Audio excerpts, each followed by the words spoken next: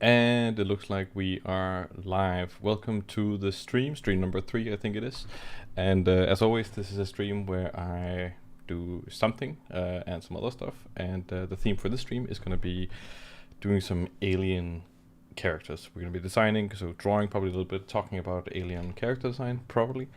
And that's all going to happen on the screen in front of me. So I'm going to switch over this webcam to that. But before that, then just welcome. If you're new here, then you can subscribe. And the stuff I'll be doing today will be related to this world that I'm building called Black Horizon. So it's a sci-fi world that I'm building. And if you want to get an introduction to it, there's a video on my channel called the world building of Black Horizon. You can check that one out. I also do some occasional Reddit posts over on r/world building, or you can follow Black Horizon on r/Black Horizon. So check that out. And if you need the links, then probably somebody in the comments somewhere will find it, or you got it. Cool. And as always, if there's something with sound and stuff, then let me know. I will do my best to make sure that everything is running smoothly. The stream will probably be going on for roughly 2 hours, and then there'll be a break in the middle. And also, I just ordered some food, so in maybe 30 minutes or something, there'll be some food. So I might jolt out of the door and put up the little sign, and then get my food, and then come back, and then maybe eat the food while we're here. So if you have a phobia of that, then yeah. But let's get started with the stream. So I'm gonna switch scene here to this one, and now we can see the screen. Awesome. Super pumped for the stream. And also, who do we got in the stream? So we got I don't know if Enoch Tom is here. I see there is Zach and there is Netlux, and then there is Phoenix Bowers. Hey yo, super pumped about the stream. That's awesome. And of course, if there's any questions or anything to whatever I'm doing whilst I'm doing it, then feel free to ask. Also about anything else. And I will try to keep the stream focused on just drawing and talking about character design, specifically with aliens. So that's where we're going. Probably need to warm up a little bit first, so that's going to be the thing. But feel free to ask anything, as we're going through the stream. I will avoid putting on music, so if you have your own music you want to put on, then you can do that. I will just keep the stream clean, so you can kind of have it the way you want it. That's how it rolls. So the purpose right now is that I'm doing this world called Black Horizon, right? And in it there are lots of aliens. There's different alien kind of civilizations, races, different alien species, both sentient and non-sentient, and all kinds of stuff there, right? And I think the stuff I'll be doing today will be like kind of human level intelligence aliens, because I have been playing around a little bit with doing aliens that are maybe of like a human intelligence, but not really very humanoid, just to have that aspect. By far most of the aliens with human level intelligence in Black Horizon are somewhat humanoid. If you want to see a roster, then I got a roster over here. This is just to warm us up for what we'll be doing. Over here on this little board. So this is Miro. If you don't know what Miro is a brilliant tool for kind of doing all kinds of collaborative work or collaging or things, and I'm just using it to organize my world. This is my public board.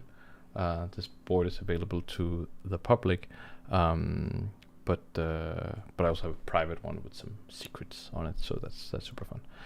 And here we got a bunch of different races. We got near humans, we got humans, we got these things called Korgan, which are basically humans but a little bit different.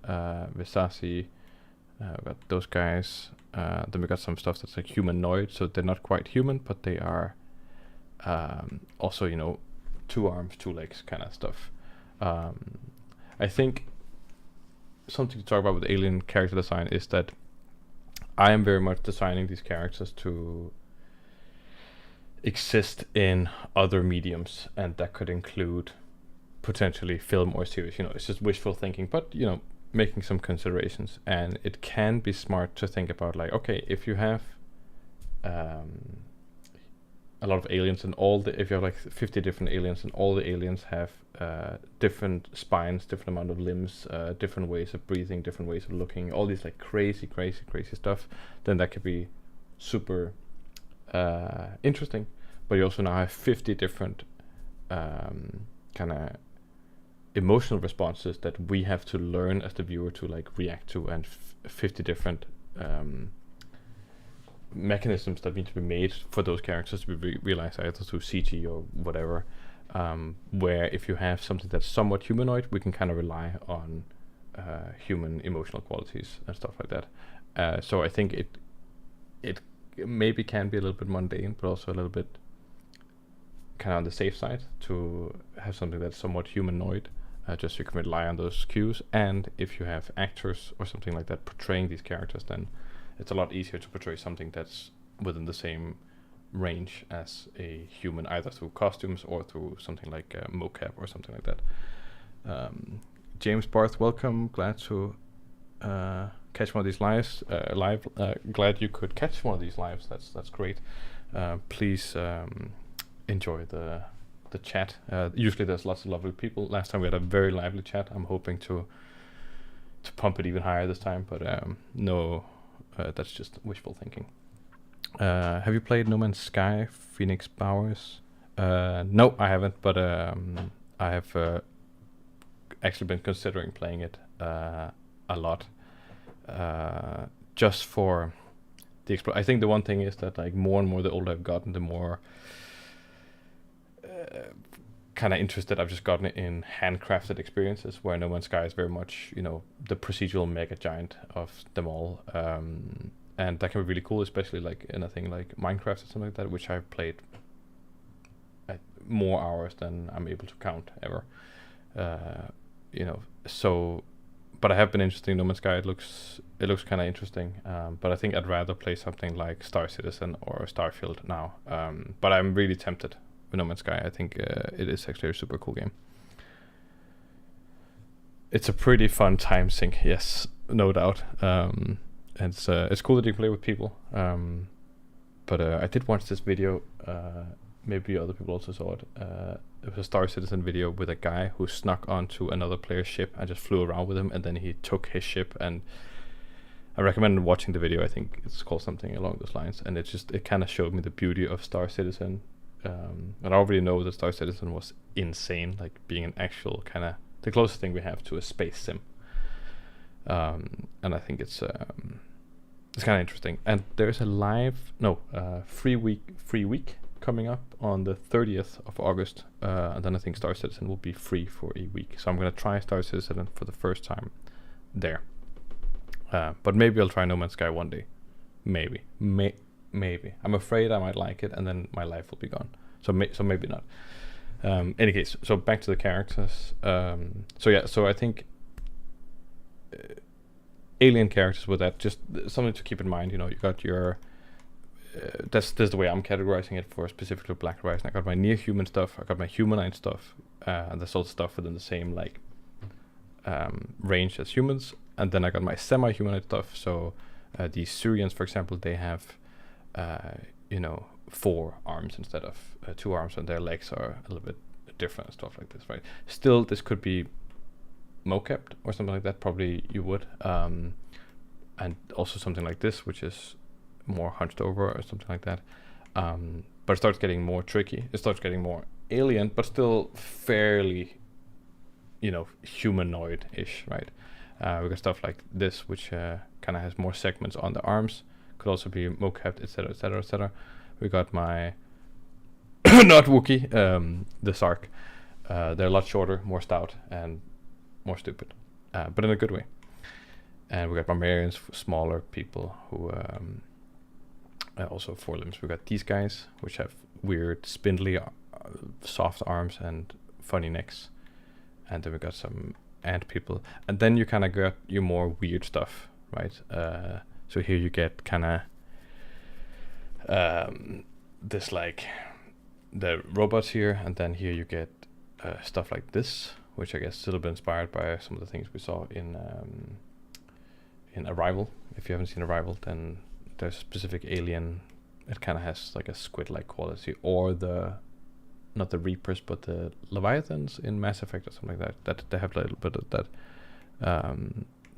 things like that. How do you come up with the names? Plexiglass. I'll tell you about that actually. I'll just go through this and then we got the Meme. The Meme is kind of interesting because it's so the idea for the Meme is this like big worm-like creature, maybe 5 meters long or something, like very big thick worm, and then there's a parasite that lives its entire life inside this worm, and there's a whole ecosystem for this like parasite inside the worm, and the parasite is actually the one that has become sentient and intelligent, and it's now controlling the worm's body, right? But it has to live inside the worm to function. Like it's literally how it breathes, how it eats, anything. So it's attached to the worm.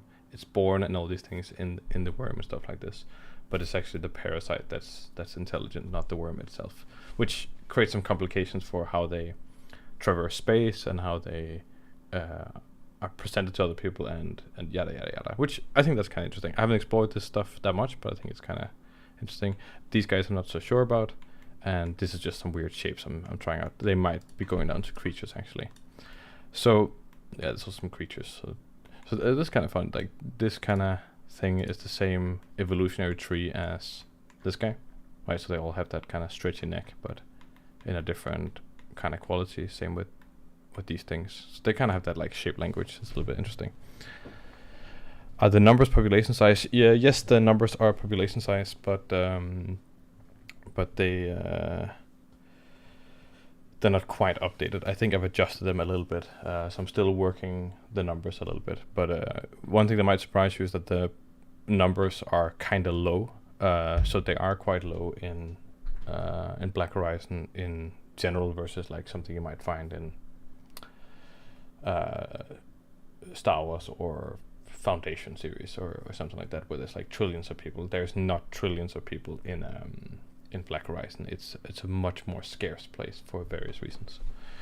Yeah, so on the whole alien creature, alien design stuff, there's kind of these hierarchies of things. And right now, these days, I've been exploring, more the weird stuff, kind of stuff like this that is quite different. I think I also have some other ones. Maybe, yeah, I was like looking at things that are more like that. I was trying to do a crab one, but it just kept being a crab. I've been trying to do this. I kind of like this one. So this came from an evolution of doing. Let's see here. Essentially, this thing. I wanted to have this one where I guess it's a little bit kind of like a squid with legs, but this thing where kind of your mode of manipulating items are maybe these like elephant-like trunks or something like that, or arms on an octopus or something, and they can kind of, they're the ones that evolved into grabbing stuff. But the design just kind of looked like an elephant or a squid or something. Wasn't really super happy about it. From Baldur's Gate. And then I tried doing something. I kind of looked at a mantis, and this kind of has a little bit of like a mantis quality with the way the legs are and the body, and then it still has these tendrils in the face, but they're aligned with the body a little bit more. And I think that's kind of interesting. So there's something there. So I've kind of been exploring these things, and then sometimes you're like, okay, right, if the other problem is that if you have something like this, how do they put on clothes? How would their clothes look like? How do they look when they are traversing space, right? Stuff like that. So I was kind of like, okay, maybe it looks like that, and it looks so bizarre. Like if they had kind of human-like space gear and things like that. So it's a lot of things to figure out. If all your aliens just make it different, you have to start designing unique everything for every single alien race, right? If your alien is like a weird a creature like this, then chairs look different, toilets look different, like doors might look different, just everything, right? Like a car, how does a car work? Do they even have cars? Or is it more like like how does that work, right? They're not just gonna have a normal car, like, because their bodies are different. So so that's kind of interesting. So just something to think about if as we're going into designing hopefully some more alien characters. So we're going to be thinking of those hierarchies. I'm going to start off doing a little bit of sketching, maybe doing some more humanoid things, and then maybe in the end we'll look at sketching a few weirder ones. If anyone has some cool references for cool thing, then that would be very interesting, like a weird insect or a creature or something like that. That could be a cool reference for designing an alien race. I'm just gonna look at the chat for a little bit. Henrik Urman from Baldur's Gate. The creature looks like from the Baldur's Gate. I don't know which creature, but I guess something on the Miro board. That's what you're talking about. I don't know what that creature is, but if you can give the name, then we can look that up. That'd be fun. They're really cool from D Square. Are you planning to model all of these creatures? I mean, it would be great to model all of them. They'll probably be modeled one day, but I'm probably not going to model all of them myself right now. But some of them, for sure. Mahmoud Ibrahim, I am a 3D character. I'm going to like slaughter all of your names, by the way, so just bear with me. I'm a 3D character artist. I studied human anatomy. I know about silhouette, proportion, etc., and I do well in 3D. Now I want to learn about designing 2D characters. What do you advise me? Okay, so we're going to be going through, it's going to be a little bit alien alien design focused, but I do have a video on my channel called How to Draw Epic Characters. I think it's 20 minutes long, or 15, 18, something like that. I recommend that one. I think that one is a very solid, like, just like, this is kind of what to think about for 2D characters. Check that one out. I think it'll be helpful, and I'll cover some of the same stuff here, but not as well explained, because I'm doing it live, so I have to be like line drawing alien, interesting chat. You know, it's going to be like that. Are you modeling it all yourself? Right, so that's kind of the same question there. An interesting reference could be Parasect from Pokemon. No, okay, so only real things, not anything from existing IPs. Sorry, I don't mean to be Parasect. Is that the crab one? No, Parasect. Yeah, it's the weird crab thing. I mean, it is kind of an interesting creature. I'm not gonna bash on you for that. It is kind of. Oh, mind flare. Yes, right. Yeah. No, I did actually think about mind flayers. The squid-like people who flay people's minds. Yeah, that is true.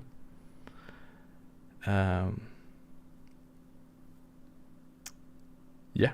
So that's the thing. I'm just gonna check up on my food here, just so we don't leave you behind. So I do have, for anyone new coming, I do have food on the way. So if I suddenly run out, it's because of food.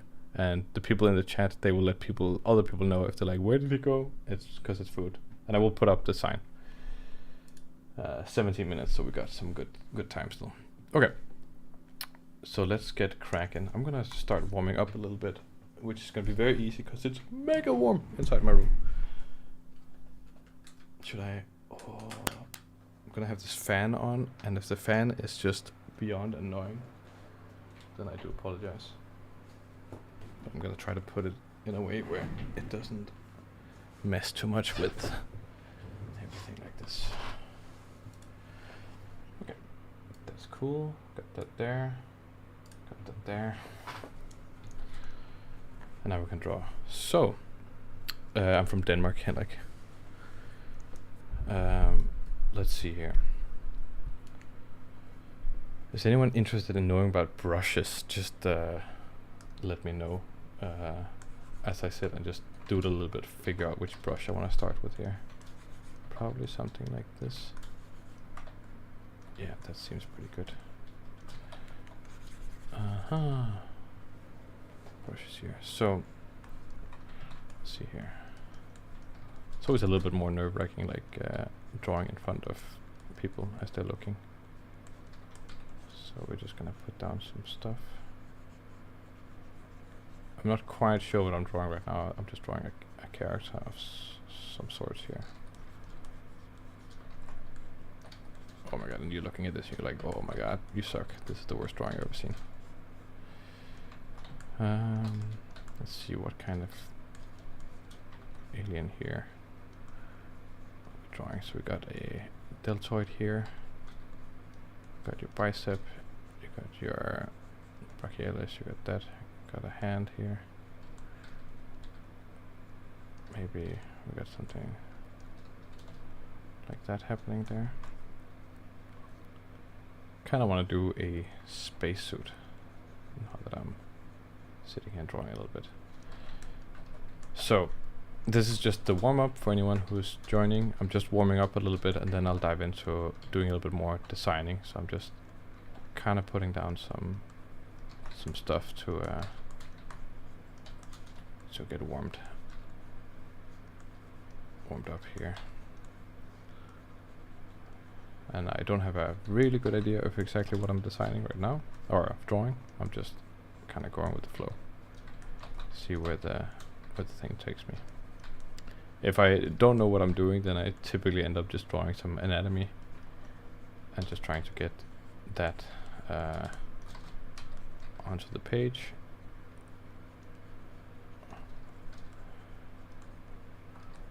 Let's see here, like that. See here. Hello to Schultz Division. Welcome back. Welcome back to the stream. What music do you listen to, and does the music help you get inspiration for your characters?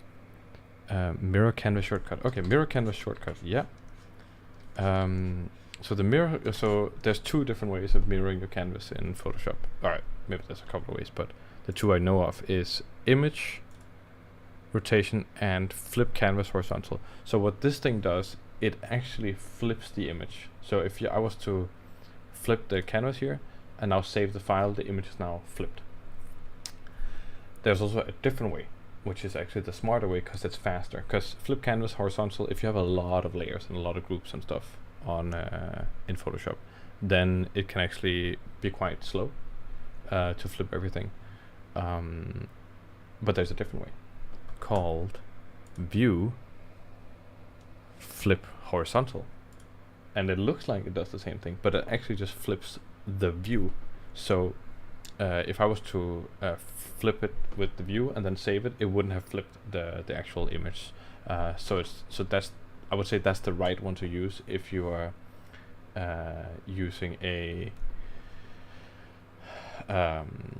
one of the other ones. Then I think that's the right one if you're using mirroring for checking your drawing or getting a different angle on your drawing. I would say the view flip horizontal is superior to the canvas flip for sure.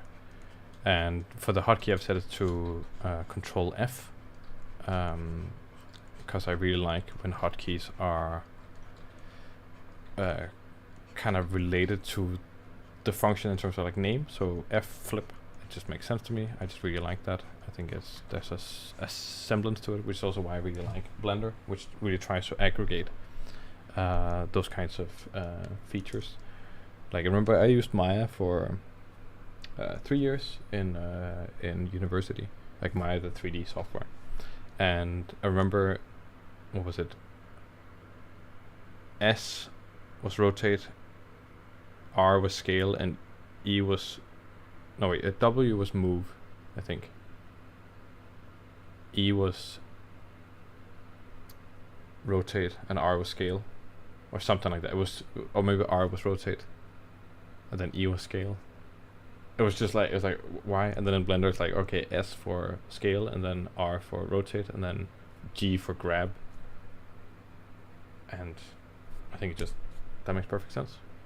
And I really like that. And the same with extrude E, I for inset in Blender, these kind of things. I think it's just good sense, like, you know. Okay, here we got this character here. They look kind of like they're proud about something. Also, I'm kind of coming off a high right now, not an actual, you know, a high like that, but I just played 3 rounds of Halo, and we smashed the opponents, and it was very rewarding because we were playing capture the flag, and we lost the player in the beginning, like disconnect. So it was just 3 versus 4 in the beginning, and with capture the flag, it's like it's all about teamwork, and they have more people than us, but we wrecked their asses still, and that was super rewarding, because in the beginning it was basically a firing stalemate, and then at some point we made a push, and then we got 2 flags captured, even though we were 3, and then they were like getting their shit together and trying to recapture, but then we were just holding them off until we won, and we got the final flag, and it was just, yeah, it was super exciting. So that's kind of the high I'm off right now. Sorry, there was a music question before. From Plexiglass. What music do you listen to, and does the music help you get inspiration for your characters? I wouldn't say so. I think asking me about music is like, I guess, a little bit weird. I guess it's what I'm listening to right now, but I pretty much don't listen to albums or anything like that. It's just stuff like it's like individual songs, and a lot of like metal sometimes. Anything kind of folky is pretty good. Right now I'm listening to some weird kind of like country vibe right now, but any kind of music for a sustained thing. I think with friends we're listening to a lot of like not power metal, but like, I mean, some power metal, but it's just a few individual songs. Like we're just obsessed with some of the Hammerfalls things, so that's very much power metal. And then sometimes we're just listening to Tenacious D, but then with the video, so we can see Jack Black jumping around. So that's pretty good. Favorite metal band? I don't know. It's just music in me. It's like it's not a good. I'm gonna look at my list right now. Actually, what am I listening to? How do I do that? Oh, I can't do that because I'm logged into the wrong YouTube account. Dakota Garcia, nice to see you again. Welcome back.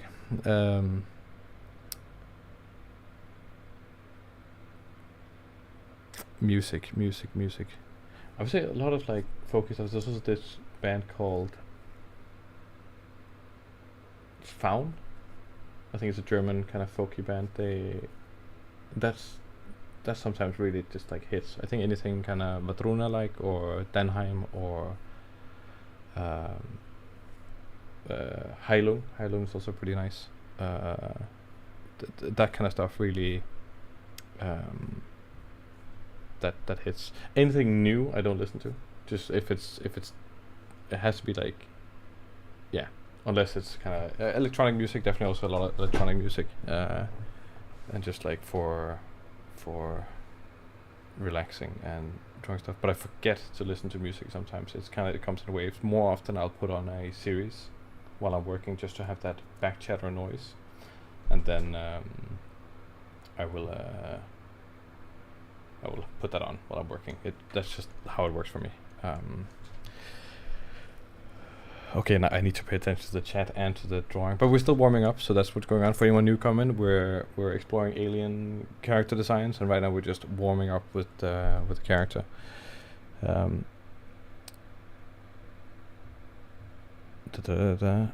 often? Okay, so Netherlux. How often do you work on your concepts? How often I work on my concepts? So there is, I would say, 2 stages to a concept. There's thinking about the concept, and then there's visualizing the concept, right? I think about them way more than I actually make them, but I think I'm fairly productive, so I would say I work on my concepts every day. Like I probably think about an idea for something every single day. At some point during the day, I'll just sit and daydream, and then it's like, okay, I'm thinking about this thing now, and then I will come up with something. So probably every day. But actually sitting down and drawing, I think that comes in waves, where I'll have a week where it's just like, I'll give you some examples later on of like how fast I make certain things and yada yada yada. Okay, cool. I'm gonna. It's great if you guys can have music chat in the thing. I think my food is gonna arrive in 2 minutes. So I ordered food for anyone who's there. So I'm gonna put on the 5-minute be back sign, and then my food has arrived, and then I will be back. So short break. Be back. Hang on.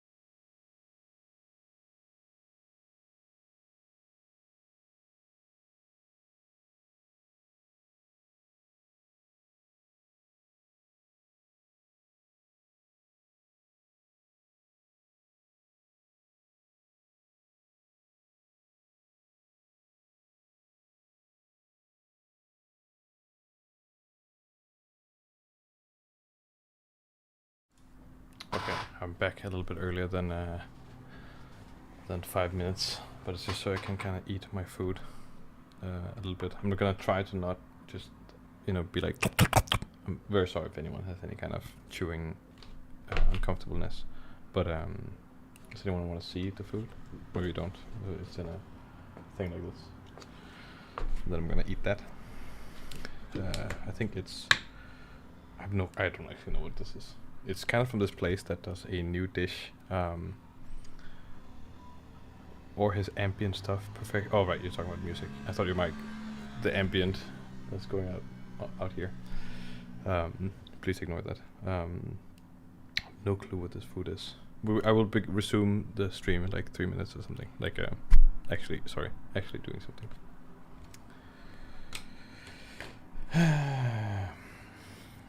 Okay, what does this taste like? Do I need a knife for this? If I do.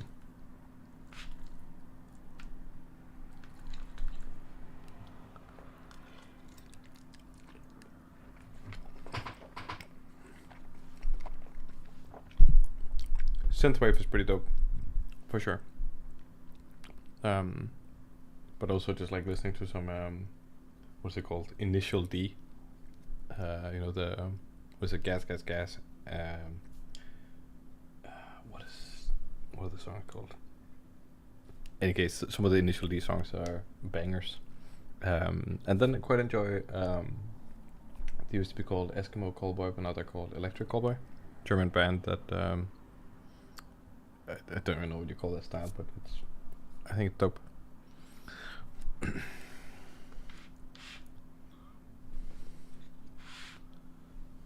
Sega Bodega. What the hell is that? I'm totally like a moron on music, by the way. So that's I have the worst I have to get a knife, I think.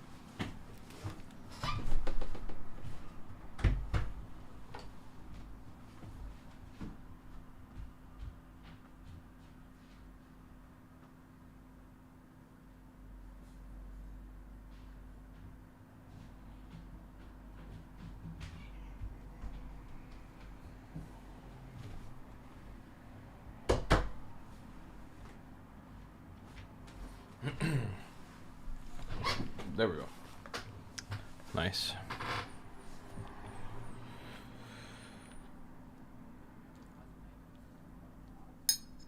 Let me put you on XT. What?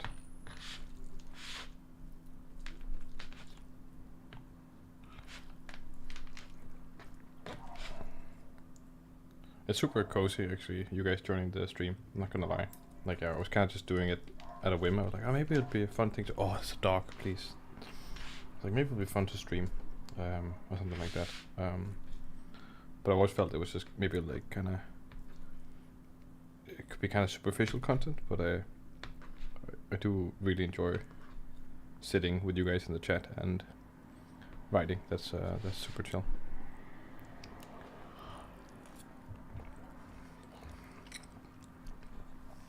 That is very, very chill.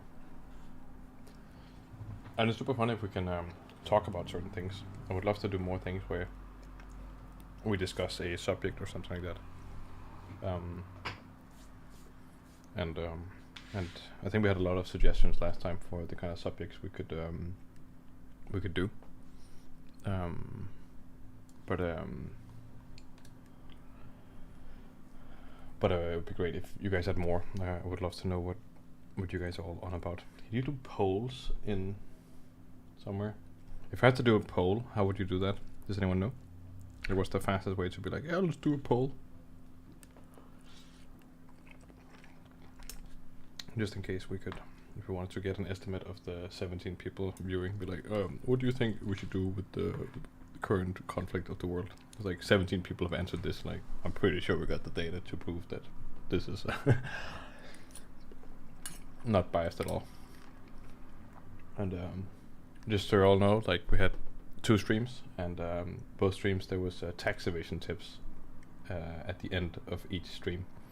And if you don't know what I'm referring to, then you know, you will see at the end of the stream there'll be some tax evasion tips, which will not be tax evasion tips, but just something slightly related to taxes or money. So that's coming up through OBS, I think. Slim. So do you mean like the poll thing?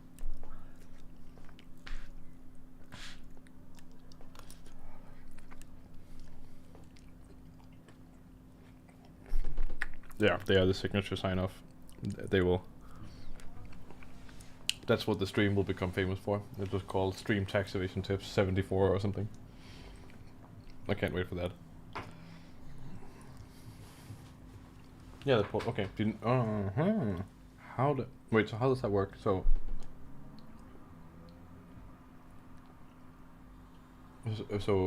but it doesn't go through YouTube. It's its own thing then, and then I can send out a link or something, and then people can do polling there.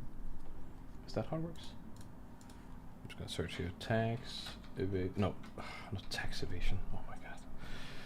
You know when ideas get muddled up in your head. Not tax evasion. Polling in. That's how ingrained tax evasion is to the stream already. I'm already confusing it for other stuff.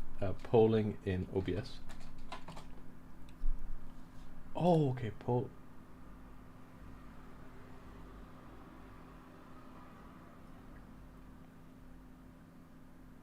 Looking for extension. Okay, this is a forum post. How to add a poll. Oh, that's a video to watch. No, I'll do that some other point. Okay, nice. Okay, I'm almost done kind of eating.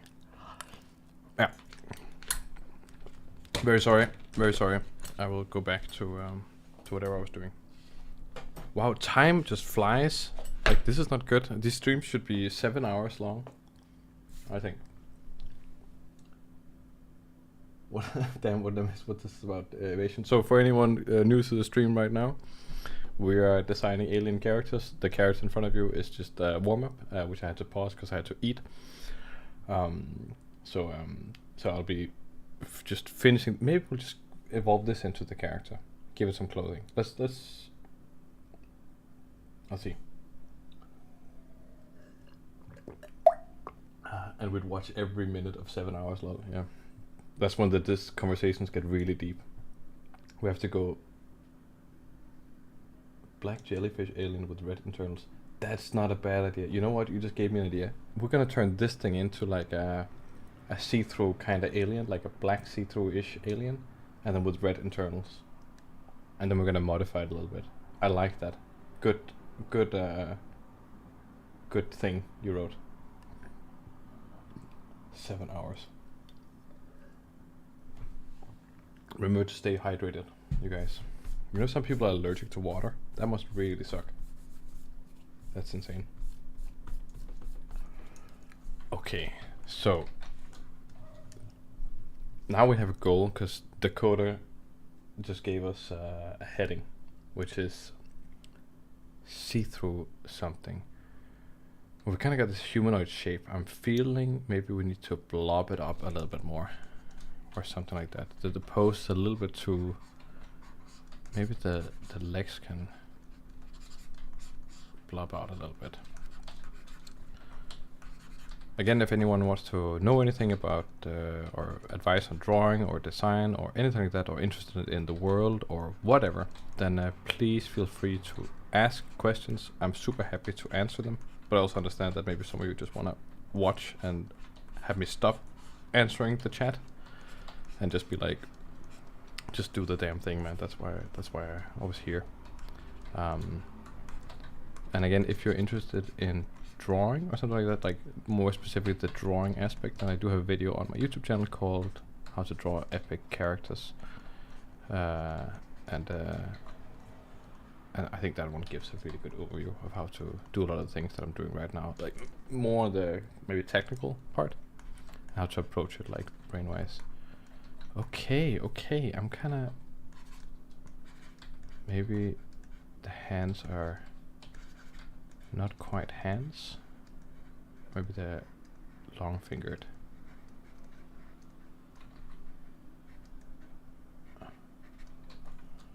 No, I don't like that. What if the it's gonna be like a pirate? This blobby character is gonna be a pirate or something like that. And so we're gonna give the person a gun. Maybe we're gonna make the head go backwards a little bit. Maybe it's gonna have a thing like this.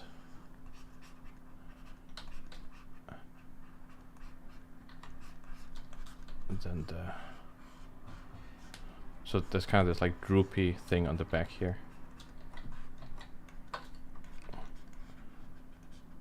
And then something like that. Oh, I'm like really like having a hard time not just like pinning my eyes to the chat, because I really want to look over there on chat, and then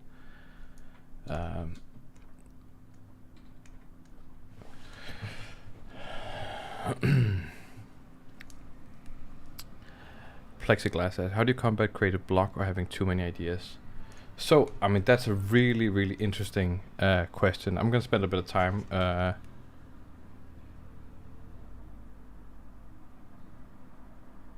So the tablet I'm using, Slim, is this one. There's a, I'm assuming that's what you meant. There's a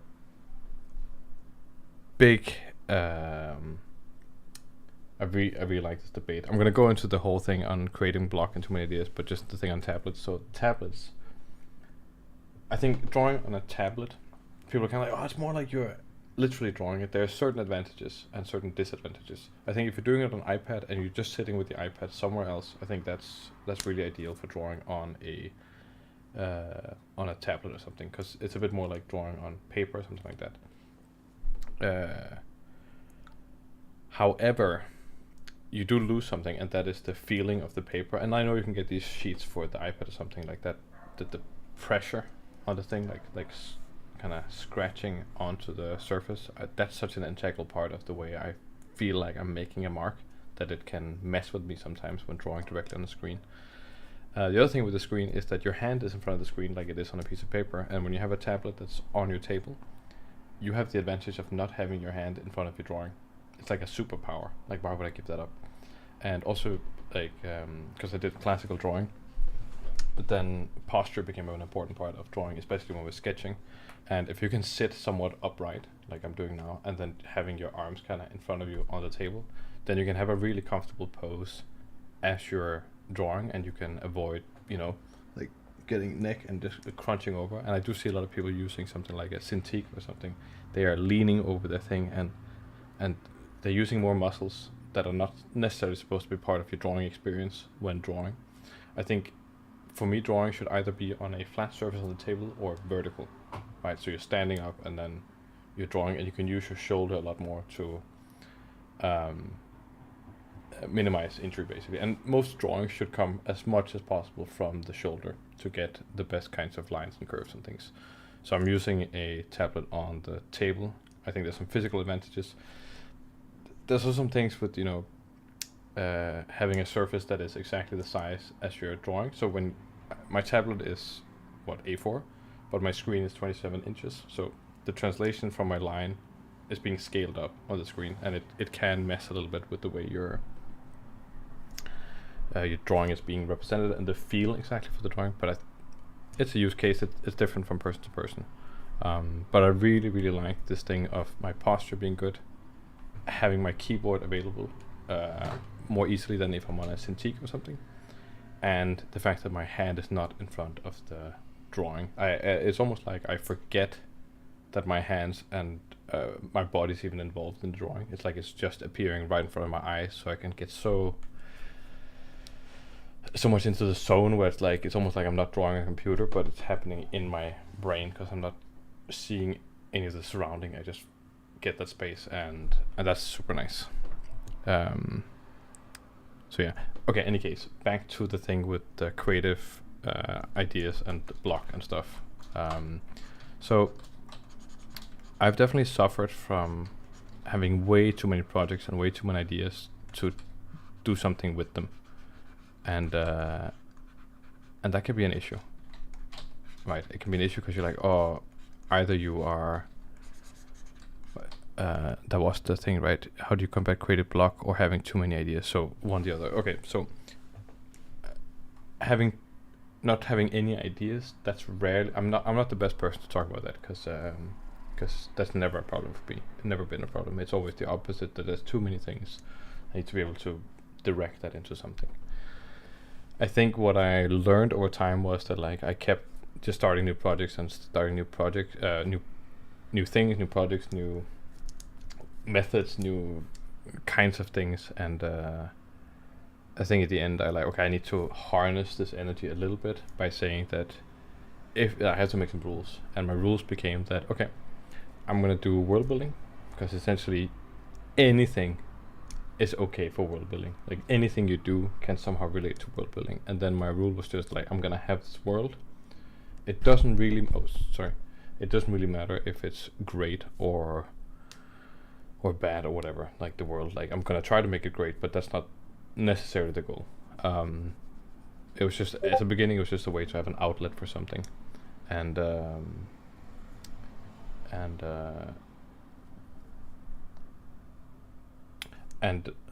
then the rule became, if you do something, it has to relate to that world. So right now I'm doing this world, Black Horizon. I technically also have another world I'm doing, but I put that one on hold because it only has to be Black Horizon. So sometimes I want to sit and draw a character or some weird thing. Then Black Horizon, it has to be Black Horizon. Like, oh, what if you just want to do something else? Like, sure, but I'm just trying to focus it in. Then it's like, oh, I want to make a game. It's like, okay, it has to be Black Horizon, right? I want to do, I have to blah, blah, blah, blah, all these things, right? So that's kind of the way I've been dealing with having too many ideas, is to figure out how to have all the ideas come together into one thing, and directing it into one place, so it's always felt valuable or something, or like it was serving something else. And so far that's worked pretty well, I think. I still have trouble staying exactly on task sometimes, But right now I'm working on my parkour game that I've been developing for a while, and it's been going really good. I'm really into the zone right now with doing that, so that's been going good. So yeah, I think find a creative outlet where you can kind of force all your ideas into and make them part of a bigger whole. It has definitely helped me. Now I have this world that I can share with people, and there's so much stuff in there, so that's great. Having that mental framework for all your stuff, it helps.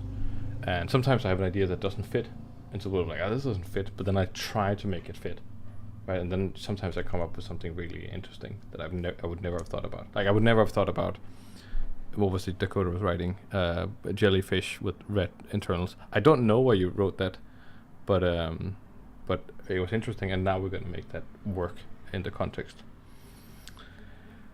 Okay, I'm just gonna read some chat stuff here. Yeah, after messing around with an iPad and my Cintiq companion, I'd rather use traditional because I found that limited field of depth tradition can sometimes help. Yeah, I definitely think so. I found out that I prefer sculpting on the tablet versus VR.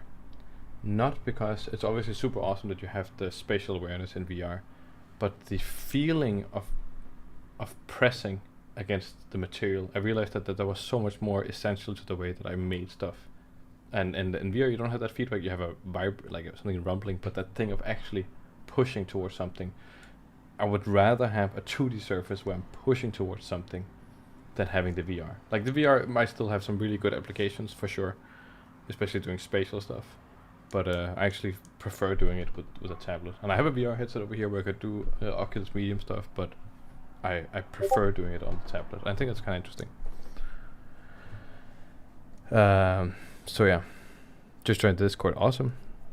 Plexiglass, that's interesting. My previous method was to take notes of whatever comes to mind, so they wouldn't just float around in my mind all the time. But that didn't really work. No, so I've tried that also, trying to keep like a notebook going, with just ideas. And I have some friends who are really good at it, and they do it, actively. But I think it's a personality type thing. For me, so if your problem is that, like, you're trying to remember them, then I think my strategy is to, like, if I have an idea and I think it's just slightly interesting and I don't want to forget it, I really try to develop that idea on the spot into something else, and I try to so if I suddenly have a character, it's like, oh, this could be a cool character. It has 7 horns and it has a red face, and maybe it's a dad to 17 cats or something, right? I'm like, okay.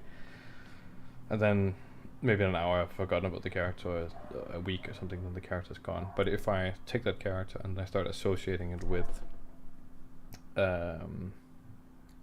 something else I've done, like another character, so I have some characters in, the dog, like, really, some other characters in my world, then it's like, okay, maybe this guy meets this main character from Black Horizon, and then he's like, oh my god, why do you have so many cats? And he's like, what cats? And it's like, what do you mean there's 17,000 cats? You're like, oh, you mean my children? And then it's like, it's like you have this moment that you remember with that idea. And as humans, we're so much better at remembering those kinds of things. Like, you will know, like, all the stories and stuff that happens in your life, those things, they, like, really stick to your brain, especially the interesting ones. So I think if you can give yourself more cues as to remember an idea or develop an idea, then you can, doing the right kind of cues, like social interaction or whatever works, that can integrate your idea. Even if it's a terrible idea, it can make you remember it and also feel for maybe making that. Because now we're talking about this guy with 17 cats that he thinks are children. We're like, yeah, I kind of want to meet 7-horned cat children, dad, whatever. And then our main character's going to meet it. So I feel like even if the idea is not that great, I'm going to remember this guy now, just because there's that association. And maybe some of the specifics of the character are going to drift away, like 7 horns, maybe because 5 horns. But really, how important was that versus the fact that he's a dad to 17 cats, right? Something to think about. What else? How that's what I use to but wait, what? How? That's what I used to do, but then came another issue: art direction stagnation. Maybe Dakota, you can elaborate what you mean by art direction stagnation. That would actually be interesting to hear about. Slim, curious about what happened to your card game that seemed nearly complete and polished. So, with the card game, I actually started working on it again. I think 3 months ago. I suddenly was like, maybe I should look into this thing again, because I was just in a period of like not feeling like doing anything really, so I jumped back into the card game. Oh my god, this dog! Like, can you guys hear the dog? Like, I mean, just control. I'm gonna close the window.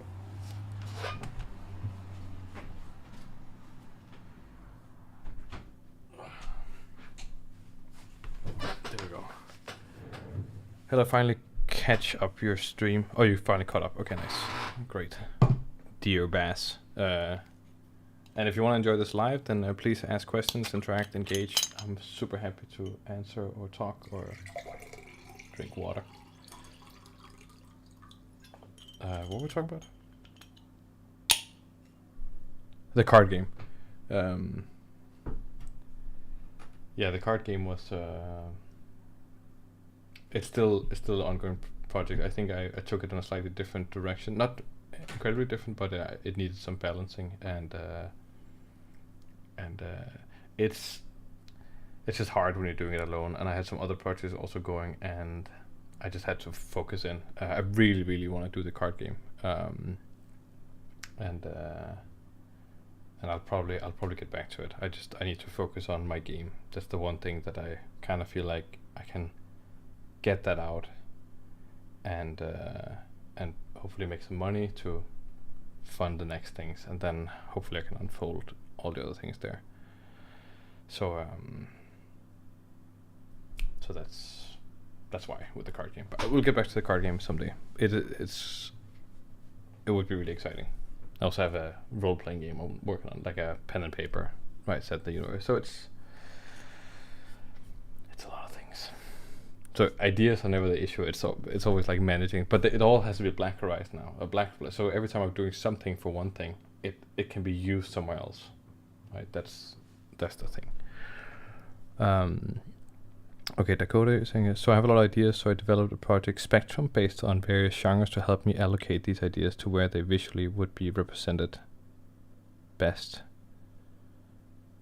Based on various genres to help me allocate these ideas to where they would visually be represented best. But then what would happen is I would get stuck in the cycle of overly analyzing and trying to retain consistency, to retain art direction, which would stop me from progressing further. Right, okay. So I have a series on YouTube called like the world building series. I don't know if you've seen that one, but it starts off with the world building, where to start, then methods, then I don't know what the third one is called, and then one on magic system. And there's this principle called, I guess this is relevant for everyone. So this is kind of my method for world building, if anyone's interested. So we have this thing here called a saw. This is a saw, right? It's just a way of remembering, right? S-A-W, saw. So this is called the saw method. It's just something I came up with to help me structure everything world building wise. S stands for storytelling, or story actually. A stands for aesthetics, something like that. Aesthetics, and W stands for world building. And this is a method for world building, so it's kind of like, why is one of them called world building? But it'll make sense. World building is kind of this all-encompassing thing, right? You are doing a lot of things at once, and it can involve, kind of like basic world building. Somebody asked about names earlier. That just came back as a flash. I'll get back to that. I'm just gonna write that here so we know that that's happening. I'm so sorry if I'm forgetting other stuff also. Names. World building is kind of like, okay, I'm gonna come up with a city. It has these names in the city. There's these people. They are fishermen. That's what they do. There's a group of evil priestesses, and they have red gowns on. All that stuff is kind of like world building, right? You're building the world. And story is that we have a character called Sophia. She is one of the evil priestesses, but she doesn't want to be evil. She really likes fishing, so she hangs out with the fishing people a lot, and that's hard for them because the priestesses are like, no, don't go to the fishing place because they smell, you know. So that's story, right? And that's kind of what's happening in your world. That's kind of the at the end of the day is the actual meat of the world, and the world is just the place everything's unfolding. And aesthetics is other people's, is the consumer's gateway in, right? And aesthetics is anything like a visual you make, right? It's like whenever you realize the world or the story or something, you realize it so you can actually see it and engage with it. That's the aesthetic. Also something as like writing out the book itself or your world or something like that. The writing part, that's the aesthetic, right? The story can exist like, you know, as a graph or as a table or as just like a verbal thing, but then how it was actually written in the book, that's the aesthetics. That's how I define it. And the important thing about that, to the question, Dakota, that you were asking, which would stop, like, so the thing about being too like retaining art direction is that I think the key to developing almost any project involves bouncing between all of these constantly, right? So let's say you start out, it doesn't matter where you start, but let's start off with the story about Sophia and the evil priestesses and stuff. Then you kind of, maybe you're developing that story a little bit and you're maybe getting fatigue. You're like, I want to just draw something, or I want to do something else, right? And maybe you're like, you know what, I kind of want to draw Sophia. Then you draw Sophia, right? And then you're drawing Sophia and you're like, maybe that's not exactly what Sophia looks like, or something like that. And then it's like, maybe I'll find out if I look at the priestesses, maybe they'll, so you're drawing them, and it's like, oh, they're not quite there yet, or something like that. But then you're giving them some visual thought. And maybe if you're like in that moment, you're like, you know what, you're a little bit stuck with this, go somewhere else. Then go over to world building and say, okay, I'm done with drawing right now. I'm just gonna invent stuff, because your art direction and your style and your visuals and all this stuff, that will be dependent on your story and your world building. Like that's what will define what matters in your visuals, right? So if you don't have a control of those things, then that's going to be harder. You're just going to make it harder for yourself if you're spending too much time over here or something trying to solve that without having actually solved these things. And you can never solve all of them, right? You progress through them. But I, for instance, bounce between these things as much as I can. Like, much of my days will be like thinking, inventing stuff, then coming up with a little story about the things, then maybe drawing some of the stuff about the stuff I was thinking about. Then another day I'll be thinking about another story, then, oh, there was a character there, maybe I should draw that character or something like that. Or maybe I'm drawing something, then I'm drawing a character. I'm like, okay, here's a character or a scene or something, and I'm like, what kind of scenario would that fit into? Or maybe it's a story about these things. It's like where they go to a different planet. Like, okay, what is this planet? Why does it have crystals everywhere? Or maybe they're crystal mining back to world building. So it bounces around all the time, right? And I think I go through that thing in the world building series on my YouTube channel. I kind of give an example of those things. This is the best way I can. It's such a complicated process, and it's especially relevant when you're doing this alone and you need some structure. Because when you're talking to someone, the ideas they bounce way more. But having this kind of a system for bouncing around, or being aware of it at least, can really help you when you're developing alone. And most people I know, they don't do this. They tend to just like sit here and just like dive deep until they reach the bottom, right? They're like, I have redefined what molecules are in the universe. Like, okay, whoa, bro, like, and that's cool and all, right? But what does it look like? I don't care. It's like, okay, like, is there anything I can read? Like, no, only I can understand it through my language that I made online through a calculator. It's like, okay, and that's great.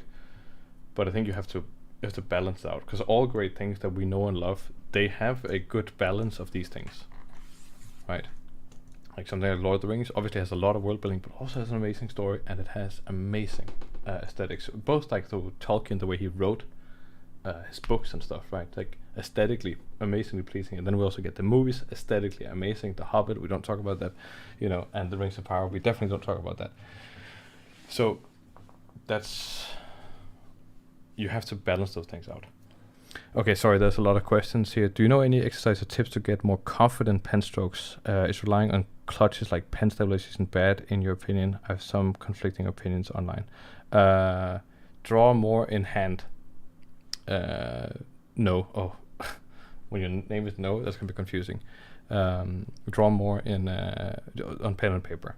Like I think pen stabilization is not a good thing. So one thing I wouldn't do. Some people are gonna say all kinds of stuff, right? I've never ever done this exercise.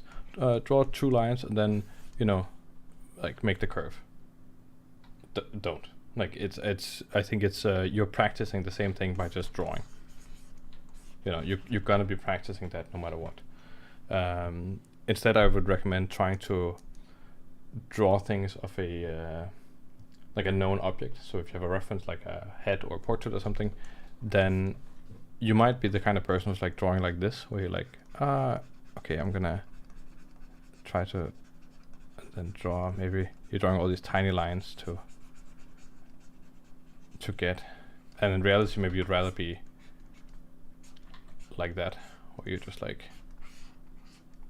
building out the big things and the big shapes and stuff like that. You know, like getting that cleaner drawing, etc. So I would say a good exercise for this is to, for example, draw a human head or something, if that interests you, or something else. Then maybe you're starting out drawing like this, or maybe that's the way you're drawing. I'm not saying you're drawing like that, but if you're drawing like that, then try to just practice doing the human head with fewer, simpler lines, even if it's mega wrong. Like, but I think applying the way you draw strokes to an object rather than just doing an exercise is way more helpful, because it's going to teach your brain when it needs to rely on a certain kind of stroke, right? So practice it on something, and this also goes for like painting or anything like that. Yeah, so you're trying to, right, okay, so you're trying to get rid of that thing specifically. So I think that exercise that I'm talking about, that will help you. I mean, guaranteed. 100%. And if it doesn't help you, then you can sue me. No, don't. I mean, that'll be something on the tax evasion tips later on. Bottom dish.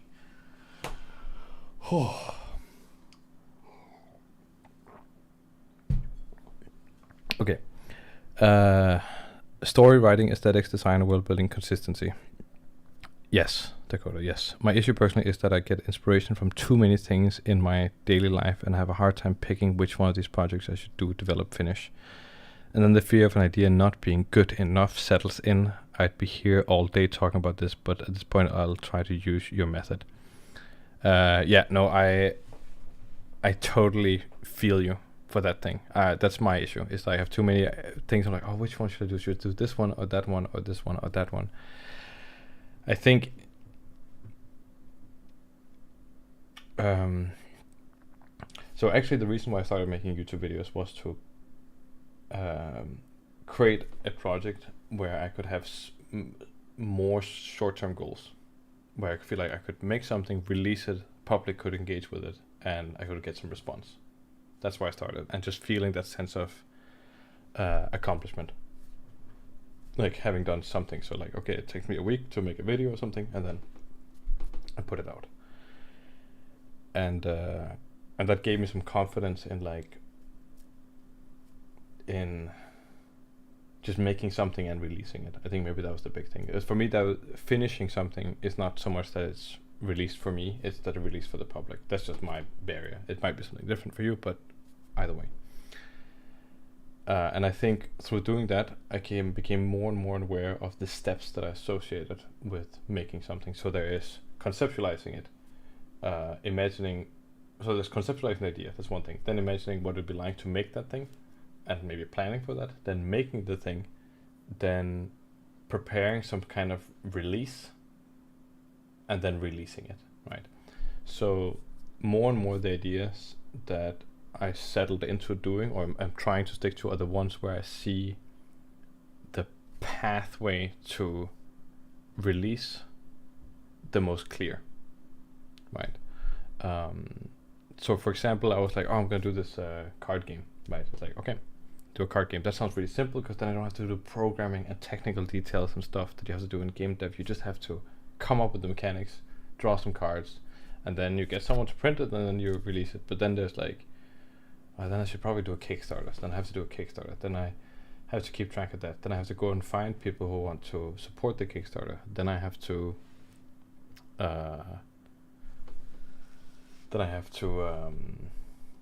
get someone to print the game, and it has to be stored somewhere. You have to learn about fulfillment centers and storage and sending people, and then people might have issues. And I was like, oh, okay,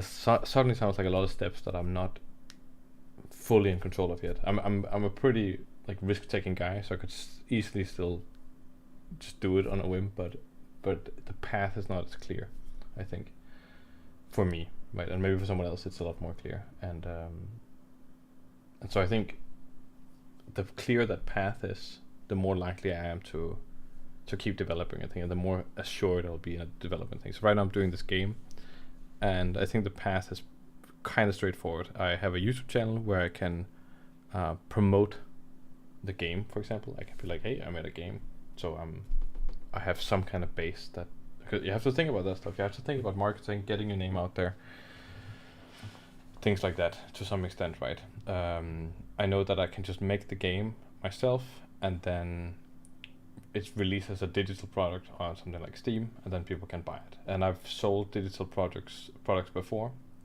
online, courses and things, and then that's I have a formula, kind of a pathway to that, and in the same way for the game. So yeah, so I think that's my best advice for those things. Damn, we're never gonna. I'm so bad at this stuff, like just like sticking onto this thing. But I hope it's interesting. And if it's not interesting, then you have to write me. I mean, I feel okay because nobody's writing like, oh my god, just draw the thing. But I assume it's this worked for you guys.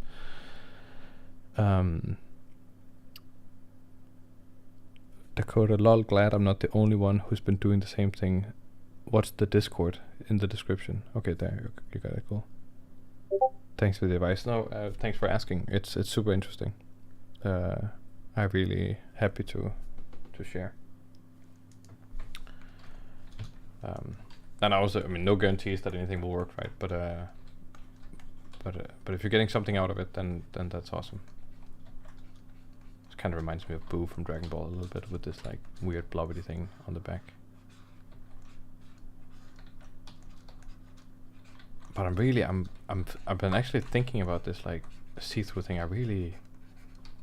There's something about it right now. I'm like, that could be very interesting. And maybe the head needs to be a little bit more kind of like this, like weird snail-like, or there's that fish with the see-through head. Oh, I actually did do this this creature design at some point here. I'm just thinking about what I actually have with this one. I did this one also.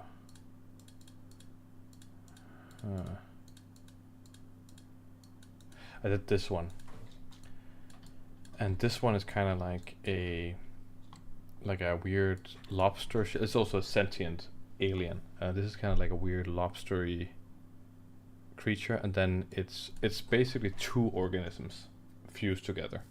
Or it's one creature, but it's two organisms on like a cellular level that are kind of working together. And there's this big transparent weird head like thing that has the brain and stuff, and then there's the whole mechanical body part. It's not a mechanical thing, it's still organic, but it's like weird symbiosis of sorts, kind of like the Portuguese man of war. I think that one is 4 organisms working together to be one being or something like that. And there's something about that see-throughness that I'm just thinking about now that could be really cool. Where the hell did the thing go? Make a timer with 10 minutes drawing and 5 minutes. Oh yeah, that's not enough time to chat, is it? Like just 5 minutes. The dark skin, yeah, it's like the fish with see-through. Fish with see-through head. Yeah, maybe it's this one. This is like next level. This is like, it just looks fake, you know. You're like, why would you show your brain, my man? I mean, maybe it's not even brain that is being showing there, but like, you are, and then the way the eyes are sitting like that. I dig that. There's other see-through things, but this is very cool. I think it's very awesome. Oh, and Our Planet 2 just came out on Netflix, so I'm just definitely gonna be watching that.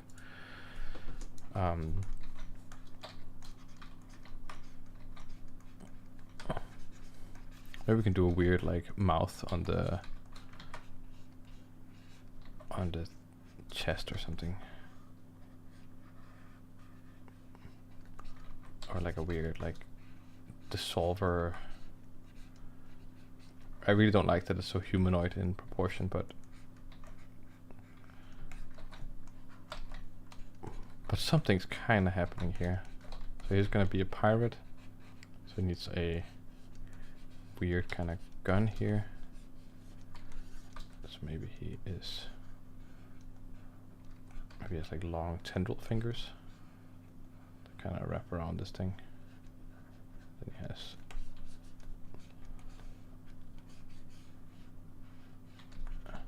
like that.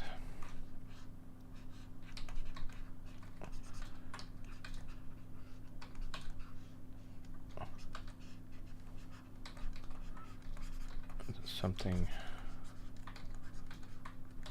along these lines here, like that. Cool. Another tendril finger. Oh, that's not a good place to put a tendril finger. Let's just ignore that for a second. Maybe it goes there and then it just disappears behind the thing. That's probably fine. Cool. Does it have a double head or is it a ridge?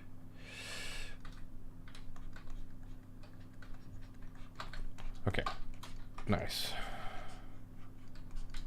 So we got that going on there. Names. So how do you come up with I came up with all the names, yeah. I don't think I'm that good at coming up with names for stuff. Like if I had to come up with a name for this alien here, I would start just like saying words and then finding something that sounds maybe kind of cool. And I think that's a really wrong way of doing it, because like the problem is that I really don't want to make alien races by just doing a sound and then Ian at the end, right? Like Glassanian, you know, Palawanian, Upinian, something like that. I'd rather have a good reason for why something is called, but often it's just, you know, throwing words at the wall. And I might also just like look at what other people are calling their things and get inspired by that. I've tried, you know, name generators and things, but it doesn't work that well. I think it's better just sitting down and finding something. If somebody has a good name for this specific thing, then like the race itself, like the species, not the character as a person. Maybe it's like I want to just go Tontian, but there's the Ian on it.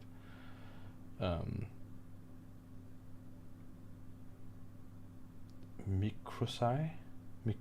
I'm just random words in my head for no reason, and I don't want to be like Jelly Mechaloboli, because it should be alien. You can study how different naming species works IRL, and I like to come up with something like a language and more from that. Otan. Winter Souls. Otan. Gop. What about mixing the two? A Gopaton. A Gopaton. Yeah? A Gopaton. Gopton or Gopton. Goptons. Goptons. Does it sound a bit too much like gobbity gobbity? A Gopto. A Goptons. A Goptons. This is starting to remind me of like Plankton. I think Plankton is such a cool name. Maybe there's something with like a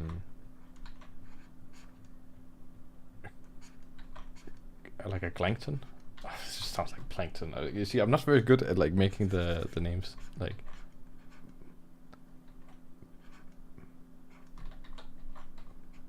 I think that's like the rhythm Plankton. I feel like it's a 2-rhythm race. It's a 2-rhythm race. Gampton. I don't feel like we've talked about alien design at all, and that was kind of the whole point. Okay, let's talk a little bit about alien design as I start coloring in the sky a little bit. So the thing is that you gotta figure out where your race belongs, where your species belongs, and what hierarchy and what kind of galapton. That's not bad either. Where it belongs, and that's kind of the hard thing there. I don't know if that sentence made any sense, but you gotta figure out what's the purpose of the species, what kind of role is it playing, what are we supposed to get from interacting with this thing. You know, if you want something that's really alien, right, like for example for Arrival, if the stuff that arrived in Arrival, if they sorry if for anyone who hasn't seen the films, but they meet aliens in Arrival, if those aliens had looked really human, that would have not been, you know, nearly the same impact, right? So, and here we're doing something more akin to like a space opera, like something like a Star Wars or a Mass Effect or something like that. So it's stuff can still be really alien. I want that feeling also for stuff to feel really, really alien. But not all the time. And then sometimes it can be a good thing to have something that's more human, just so we can relate to it, like Blob Man we have here now. If somebody can come up with a name like Plankton, like so true, like at the rhythm of Plankton, but maybe using some of the things we have now. So not a Gopto or a Gopton. It's a little bit too long. Like Plankton. Yeah, but the rhythm. Plankton. Isn't it like plankton? Is it plankton? Or whatever. Figure out the purpose, right? So the xenomorph from Alien, for example, is supposed to look horrific. I mean, I think it's also supposed to look phallic and stuff like that, right? It's supposed to feel uncomfortable, as I understand it. But figure out what they're kind of trying to represent. Even though, like, okay, you're making an alien race, and there could be many different kinds of individuals, but it can be helpful just as a visual distinctiveness. Like, okay, what are they gonna kind of represent? Somewhat, right? And then, you know, you can circumvent it, like they can look really evil, but then actually really soft-hearted on the inside, or whatever stupid thing you want to do, right? But I think figuring that out, be like, well, they kind of represent this thing, or they're probably going to be used for that thing, and I think it's really good to make something that maybe to us humans look evil or foreign or something, and then learn later on that like our our judgment, our our internalized biases towards a certain look or something, we judge them too quickly, right? I think that's always a good message to bring across, and probably a message we'll be keep doing for the rest of our lives as society develops.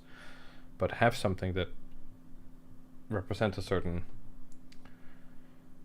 brings about a certain emotional quality in who's ever watching the thing, and you can always circumvent it. But I think that's a good place to start with the feeling of like, okay, this is gonna feel evil. It could be so like basic, right? It doesn't have to be evil, but I think it's an important note to Ragton is good. I like Ragton. Ragton is good. We're going with Ragton. I'm gonna write it now in like text so we all know that that's what the one is. Ragton. I like that. Goop tech. I'm sorry, Ragton was picked. Ragton is good. Not that Goop tech is not also kind of cool, but Goop tech sounds more like a substance to me. Oh, you just use some. It's kind of like tech. What is that called? I don't know. Goop tech. Like just use some Goop tech. You can fix anything with Goop tech. It's the duct tape of this universe. Ragton. I like that. That's cool. But with the alien, so maybe actually I have this. Let's see here, my art station, because that's how self-absorbed I am. I'm gonna show my things. So these are the Vox, right? So this is the machine rays in Black Horizon, right? They are designed definitely to look a little bit evil, right? They have that more sinister frame, and their argument is that like this is the most optimized physical form. They've been evolving their physical form over time, but to us it looks a little bit evil, cunning. It's sharp and has the like the ridges and the sharpness to it, right? But then you do get individuals like Bubble. So Bubble is this individual over here, and this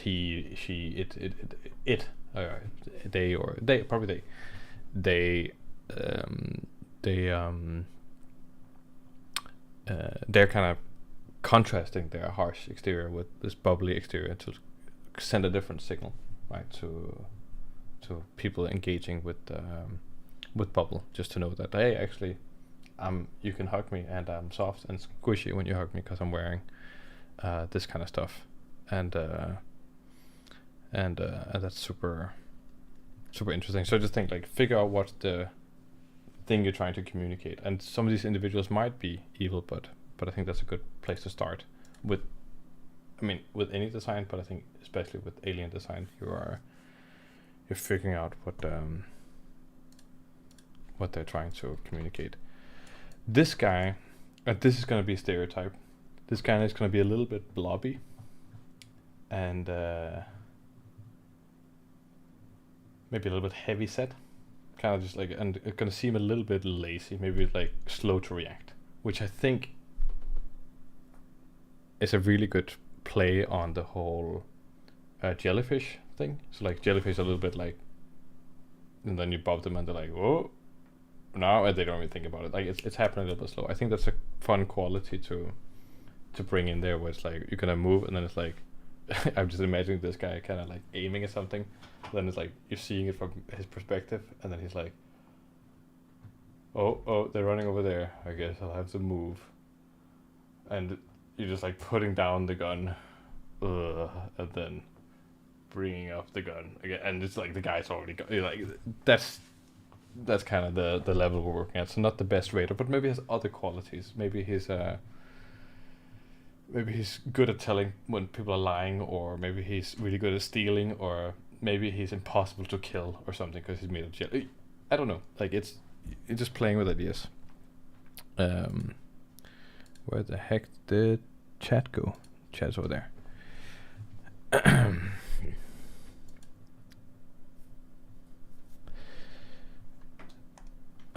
Let's see here.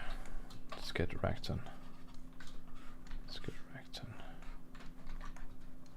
Okay. Let's see here. So I'm gonna warm up some parts of this guy here. Just a little bit.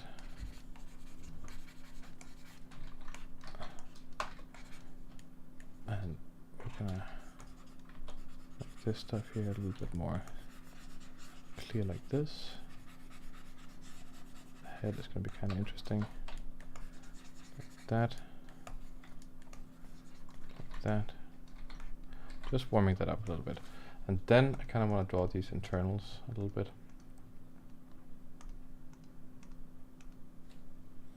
There I'm gonna... I think this whole internal thing, it's super fun, because obviously I like doing kind of more interesting internal stuff. If you guys have seen the stuff I did over here, then I mean obviously doing like skeleton stuff like this, or whatever's happening in here with this stuff. I just think it's super awesome getting into that kind of detail. So I think that could be super fun. But now we have to start imagining organs for this guy. So maybe he has not a heart, but something different. Maybe he has this weird gooby blobby thing that sits like over there. Maybe has two of those things, and they kind of come together into a weird thing like there, and then maybe they fit into a really weird intestine thing.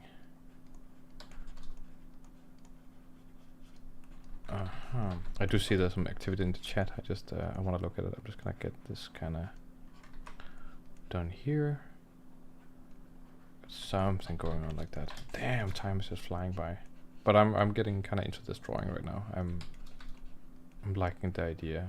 I maybe we talked about this like last chat, but more and more my process has become visualizing something in my head as much as humanly possible, like really solidifying the idea, and then not drawing until I have that idea, like as a clear thing. Actually, I think I voiced it for myself. I'm jumping all over the place. But you know that feeling when you are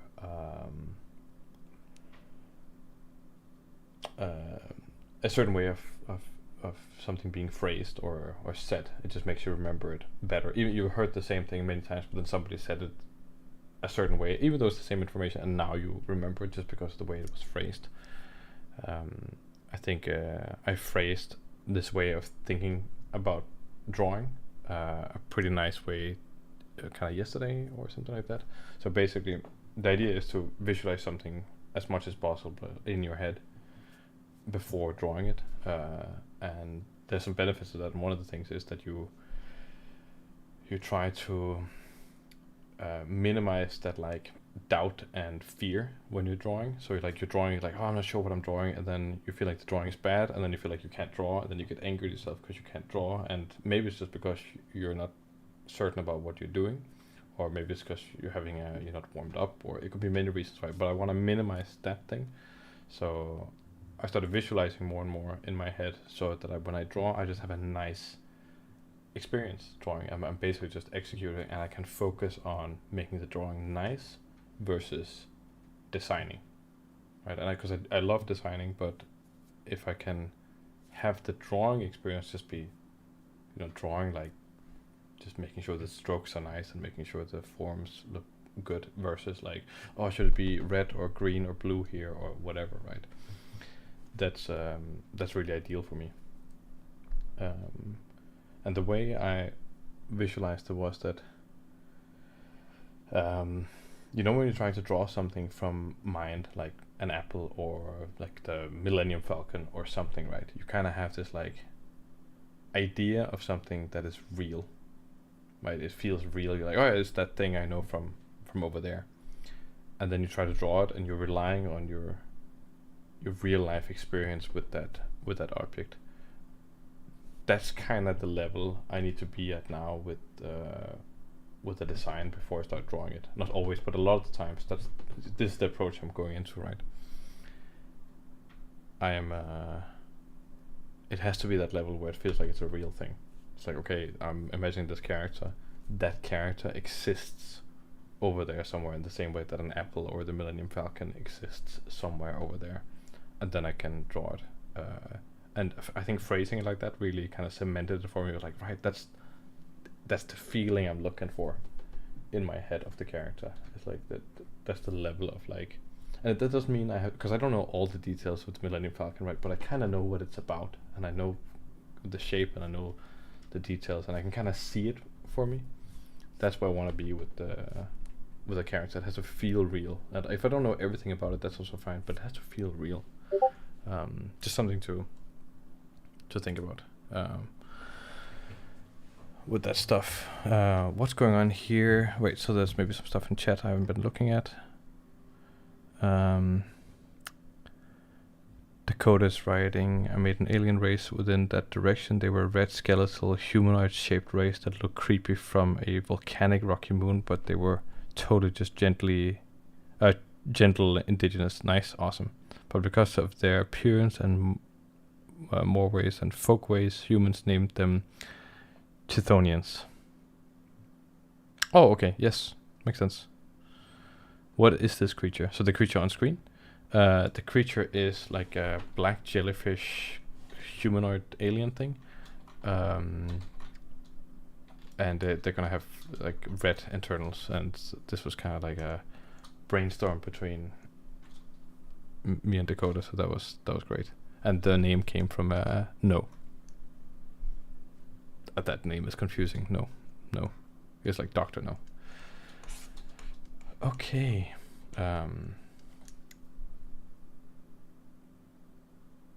We're talking about alien stuff.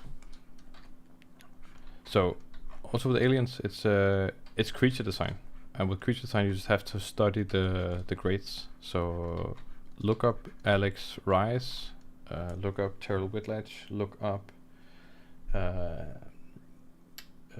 Alexander Ostrovsky. Look up really, really good ones, and look up people who spend the time looking at nature and try to evolve that into their thing. And study nature. Look at nature. I think the more grounded in idea your stuff can be, the more special it's going to be nonetheless. I think I'd rather see a sketch based on, like, I'd rather see somebody who sucks at drawing visualize an idea based on really interesting knowledge and insight into a certain subject or something. Then I want to see like somebody who's like really good at painting, just like trying to make a creature just with a bunch of shapes. Like that can look cool, but that's for the aesthetic reason. I'm not gonna fall in love with the creature. I might fall in love with the painting, but I'm not gonna fall in love with the creature. So figure out what you're doing there. Are you designing something, or are you painting or drawing, or whatever? I think those I like to keep those things very separate. Like obviously I'm drawing now and also designing, but if I can, I want to merge them. But like whether I'm in one of the other modes, that's the important bit. I hope that makes sense. Okay, so it's gonna have some kind of weird nervous system, or not. I don't know. Something that has like a weird structure here. I don't know exactly what that's gonna look like, but it's gonna be weird. That's all I know. And then maybe something like that. Maybe something more like that. I don't know what this thing is, but it has some kind of quality. Maybe these go all the way down into the head there, and then there's these eye stalks here. I don't exactly know how they, and then they kind of connect in different ways. Maybe to a central weird. Alright, we're supposed to have like a weird mouth thing on the chest. Yeah, we can still get that in. And then we'll do something like this. And these are not, I don't know exactly what these internals and stuff are. I'm just relying off shapes that I kind of associate with organs and things. So we're getting that going on there. Yeah, this is feeling kind of digging this. And then we can connect that up here or something like that. Yeah, so I'm thinking maybe this thing up here is like a brain structure or something. Like just a very different brain structure than from our own thing. I used shapes from building a lot of inspiration to create something brand new. What does this building look special compared to the one next to it? Take that feature and use it. Yep, that makes sense. Ever check out Daniel Shaver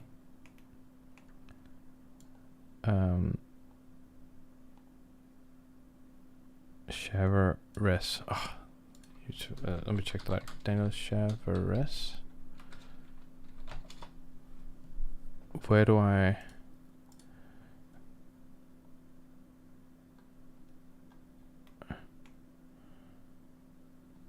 How do I actually see that?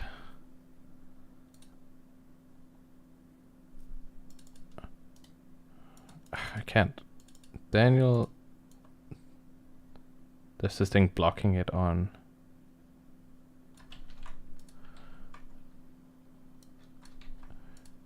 Daniel Chavez art. Where do I see that?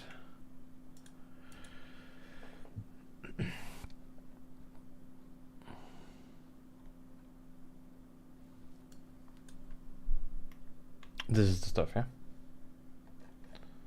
Did you do stuff for Halo? Yeah, okay, yeah, okay.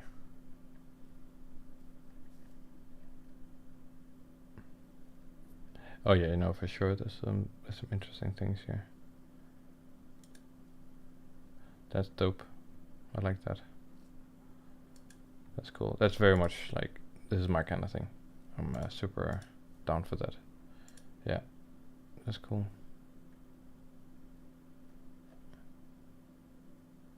Oh yeah, no, I think I've seen this before. Yeah, for sure. I'm gonna follow. I've seen this before.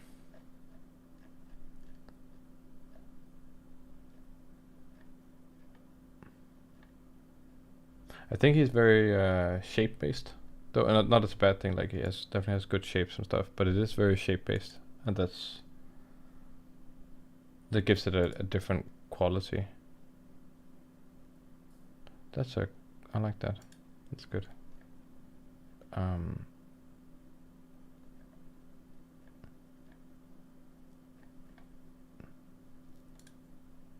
Yeah, that's nice. I think there's many things I would tackle similarly. Oh, that's a cool color combination there actually. That's quite nice. Nice face. That's good. Yeah, good line. Also good drawing in hand there. No, I've seen this guy before for sure. It is quite nice. I really dig it. It also reminds me a little bit of this person called Ice. It's also quite nice. Yeah, no, I dig that. This is a good thing. I wouldn't necessarily use it that much for creature design, but definitely for maybe drawing, like, and how to maybe approach like drawing something or exploring something visually. I think it's like I think that all the drawings and stuff, they look very good. It's a good space to move in, like visually. I think for something to feel like really special and unique and lived, then you kind of have to think about it a little bit differently. And I think this is also why, like, sometimes the best ideas come from, you know, the worst draftsmen or something like that. And it's not that these ideas aren't amazing, but I would say they're more like a visual exploration, but they're super awesome. I really dig it. I think it's awesome. I think especially the artist in me like really appreciates it.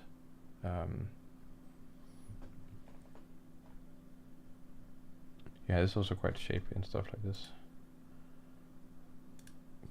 More there here. That's cool. I think something like Alex Rice. I'm just a huge fan of Alex Rice. I think he's doing something different that nobody else is doing, and it's like, so he has this race called the Biren. They look like this, right? The Biren are like this. Wait, oops, I went away from it. If you're into kind of alien stuff, then you need to check out Alex Rice. He also did a bunch of the creatures for Subnautica, but I would say for sure the stuff he did, his own stuff, is far superior. Where is the Biren? Is this the best place to see it? Maybe the actual art station is the best place to see Alex Reese. There we go. Alex Reese. There we go. Alex Reese. Yeah, so the creature kind of looks like this, and this is kind of they have sort of like human level intelligence, and he's got through everything developing this alien race, like everything, all the way from how they started as these things called trap worms or something. Don't know if he has it there. Maybe it's here somewhere.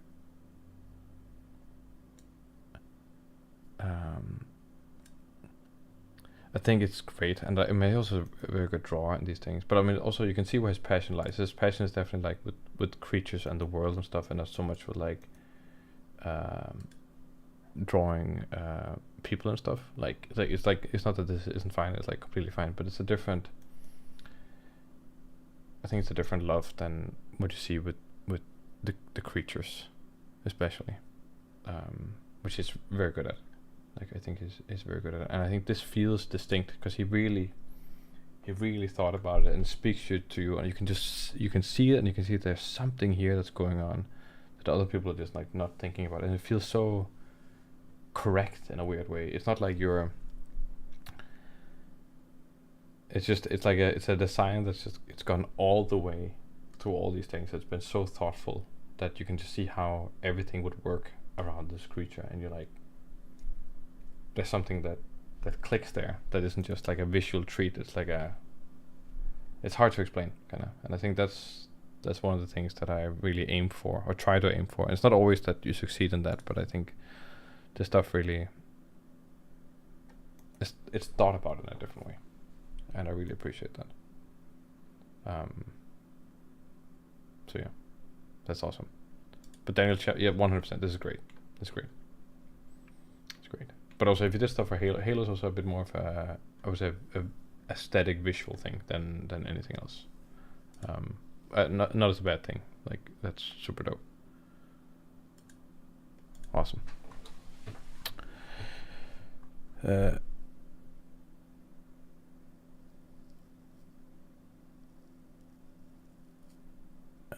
Codex Seraphinianus. The Codex Seraphinianus. What the hell is that? Codex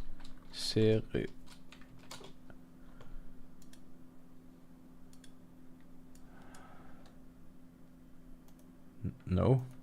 Oh yes. No, I think yes. I have heard about this. Yeah, it's completely bonkers. Yeah. This is yeah. There's one, yeah.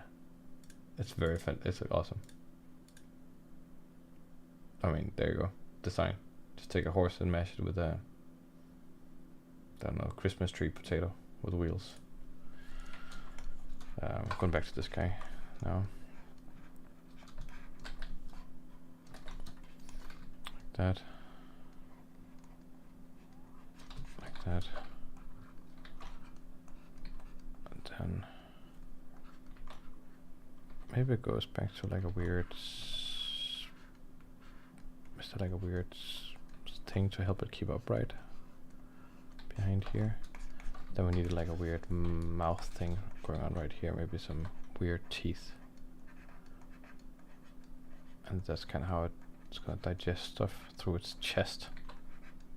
It's gonna feel quite uncomfortable to those of us who are human. I know that we have some aliens or other things watching.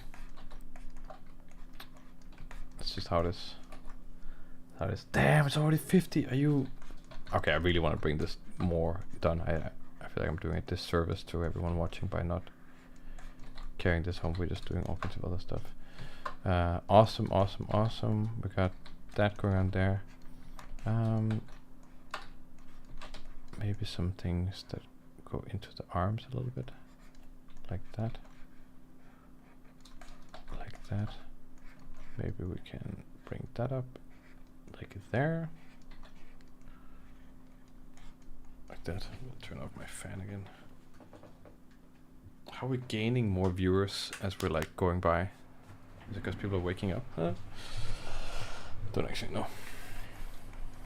Okay, nice. And then we gonna turn this down a little bit.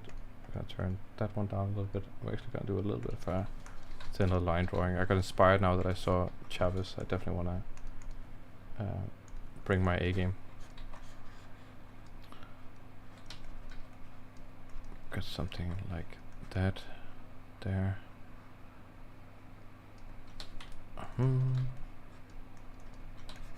Like that. Maybe something like there. I'm not super talkative right now. I'm just kind of focusing on this thing. But maybe that's also okay, because I have been talking a lot.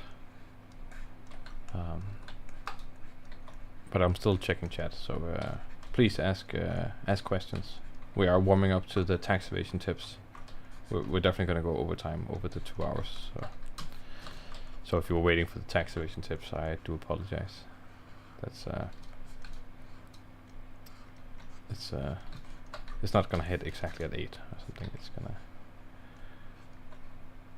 but you know, it doesn't have to take that long to make a character, like at least like this. If you have that, we talked about confidence. You have like the confidence in doing lines and things like that, then you can definitely get to where you need to get relatively fast. I have found, at least. And yeah, this design would be better if I spent 7 hours or a couple of weeks really designing it properly. But I have found, like, I think a shortcut in my brain to get to somewhere somewhat unique and interesting relatively fast. And I think this is a combination of like having the ability to acknowledge when something is different or might make something unique. And I think that comes with just spending a lot of time in your head thinking a lot about. I'm not saying that this is necessarily unique and interesting, but I'm trying to practice making things that feel iconic, unique, and look interesting and different. And I just spend a lot of time in my head thinking about those things. And then I try to execute. And here is the little gun thing. This gun is gonna be, I want it to be more mechanical, to contrast the blobby guy we have. Then we have maybe we have a tiny magazine sticking out like this, like that. But actually I really appreciate the Chavez ref right now. It's a good to have just something visual cooking in your head to build off of. And if the words that are coming out of my mouth now are kind of nonsensical, then I apologize. But I'm like running a stream, drawing and talking at the same time, so I feel like I'm excused.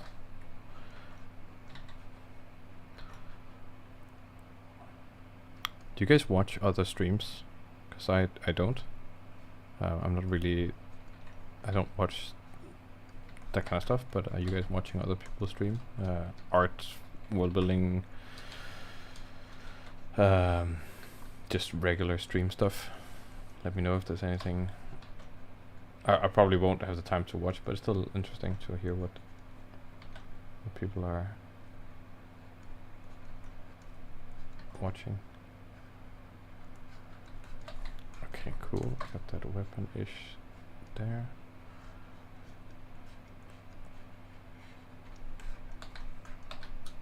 Cool, like that. Yeah. And then got that going on there. I'm kind of liking this guy. Like I can feel that it's gonna look kind of cool.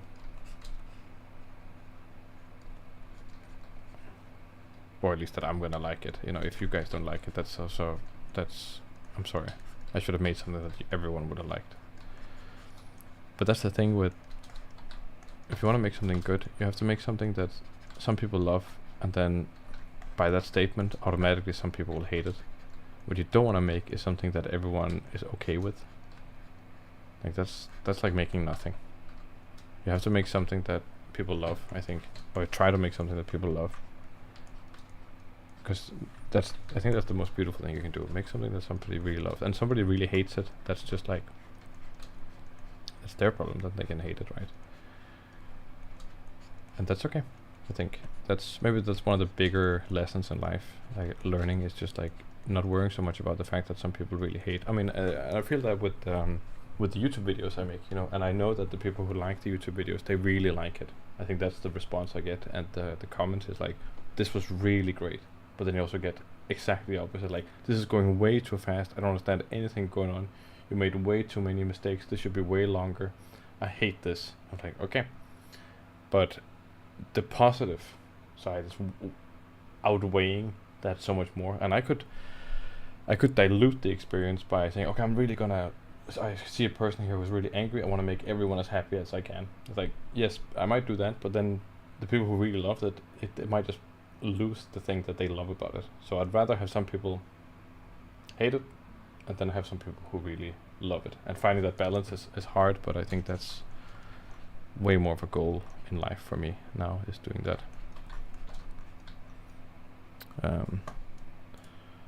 Don't know what's going on in chat right now. Maybe is it like stopped or something? Oh, okay, wait, what's happening here? What the hell? I haven't seen anything. It stopped refreshing. I broke him. What did you break? You broke me. We had an assignment in college to make a creature based on the book.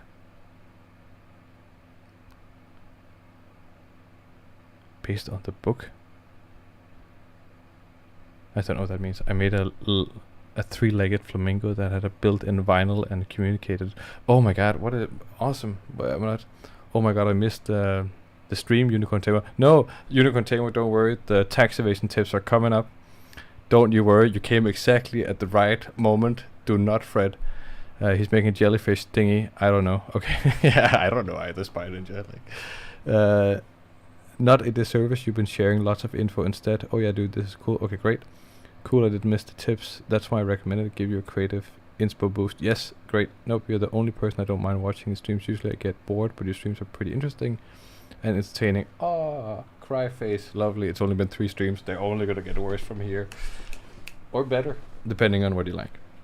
Plus you answer everything in the chat. Yes, I mean, it's possible now when there's like 15 people watching or something. But that is honestly the most fun part. Blender streams and Maker streams. I love making building stuff. Awesome. Your videos are top tiers. Thank you, Sona. That's appreciated. YouTube is like, welcome to the live chat. Remember to guard your privacy and abide by your community guidelines. I don't have any guidelines. The guidelines are the Purge, Anarchy. No. I watch Matt Colville's past streams on Twitch. He's a veteran in gaming and has a lot of interesting approaches to writing and game design. Highly recommend. Okay, that sounds pretty cool. Also about your videos, believe me, I'm subscribed to like 100 YouTubers. The quality I find your videos is, in my opinion, at the same level as Exerbius. I have no clue who that is, which is a YouTuber I really respect. Okay, I mean, that's all I need to know. That's awesome. Plexiglass has a message retracted. Like, this thing is like really bad at updating the live. Maybe I need to go to the live thing somewhere, so I can see what the hell is going on. Because this one in the stream is not very good. So, is this better? No, this one. Okay, I'll leave it at that. If I missed the context or something in chat, then I'm sorry. But you guys are fun. It's awesome. I hope that my explanations for things are not terrible. I do actually spend a lot of time discussing this kind of stuff with friends. I am at personal talks a lot, you know. So way too much. Like, I talk too much. I should shut up. But it's good. Actually, funnily enough, I know lots of people have been asking for me to do more tutorials, and I do like doing them, but really honestly, from the bottom of my heart, I'm not trying to like make myself be on a make myself look like I'm a bed of flowers and I'm made of awesomeness. I made tutorials literally because I had information, and I thought I had information techniques on how to do certain things. But like, you know what? I want to share this because this is not what I want to do with my life. I don't want to do tutorials and stuff. I'd rather make games and worlds and tell stories and things. That's what I actually want to do. But I do have these techniques and methods, and if I don't share them now, then I will never have the time to share them in the future. So it's like I should share the stuff now, you know. Then it's out there, and it feels like that has been cemented. Because if you get to a different position, like maybe I'll get to a point where I don't get to have time to draw or like program, or I don't know, whatever, and then you just sit in meetings all day. You still work on the project you want to work on, but you're just involved in so many things at once that you don't have the time to do that. I can imagine that, like that could be a thing. Then you would never have the time to, you know, share this information. So I generally sat down to do the stuff to share it while it was possible for me. So that it's not like I'm asking for like a, oh my god, you're so amazing for doing that, but that's just the way it went.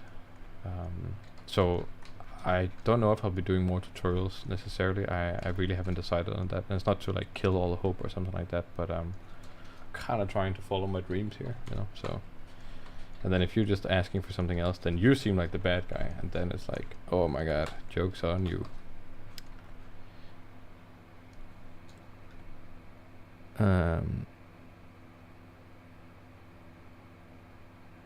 Yes, by Ninja, he's some kind of soldier-ish thing, and we could give him some armor. Yeah, I mean, I'll probably do something like that. Okay, let's see here. What are we getting here now? So we got that, we got that, we got that. Get that. This thing is a little bit messy here. Get that here, so maybe I can clean this up a little bit. Oh. Just clean this up a little bit there. Like that. Clean these guys up. Clean this up here. Get some of this stuff. Put that in. Clean that up.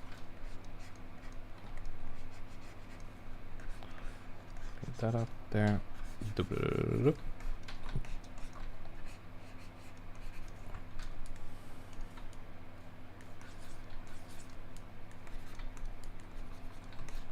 So we got that stuff.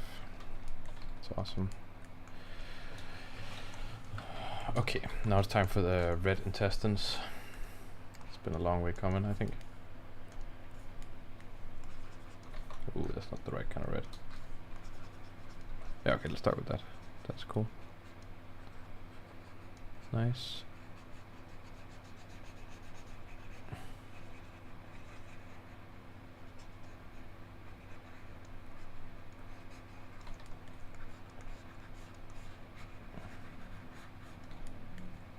We're gonna do some slight coloration on these, internal organs and stuff. We are gonna be doing some variations. Right now we're just putting down like a base color for everything, but then we can vary it. It's gonna have a very interesting, you know, contrast with having this like black skin and then the red stuff kind of happening there. Does also just look a little bit like he's filled with blood. There's stuff happening there. I'm also doing this a little bit fast so we can get to the taxation steps, but it's very good for an idea to develop the ractons here. I'm quite taking this. It has a quality. I think this can make it into the world. It looks hella bizarre. I really like that. Really like that. Like this is the kind of guy you don't want to run into him like in the street. You're like, oh my god, whoa, are you inside out? What's going? Like, you know what I mean? It's like that's the quality. We got that there.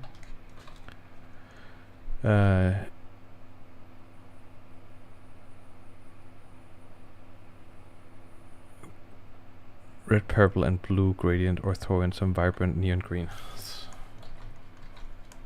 Let's see. Who in the chat also like draws, like does art and shit? Just like if you have stuff.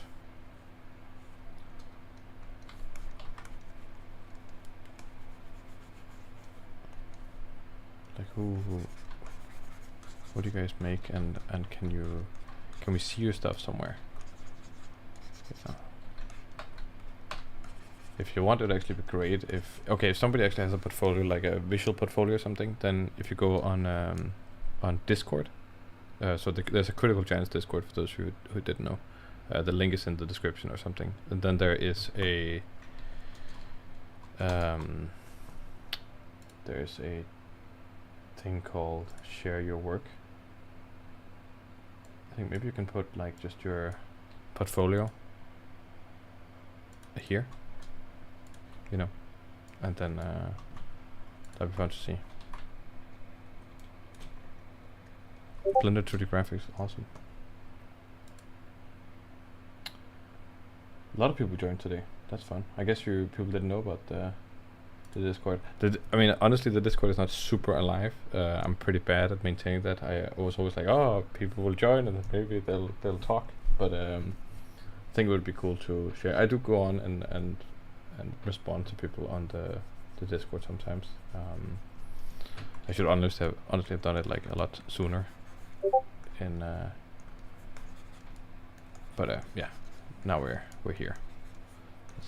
That's what's happening.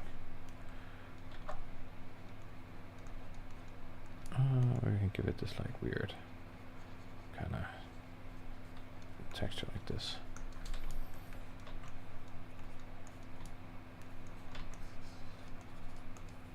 And then maybe something like that.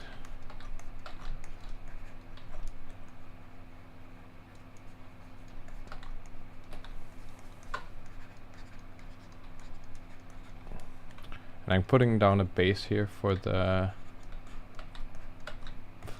organs, so that I can. Ooh, and the teeth, they're definitely gonna be more like a black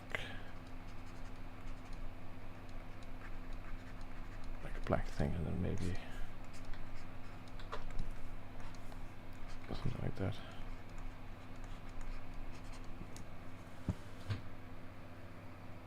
Too bored to update your Behance.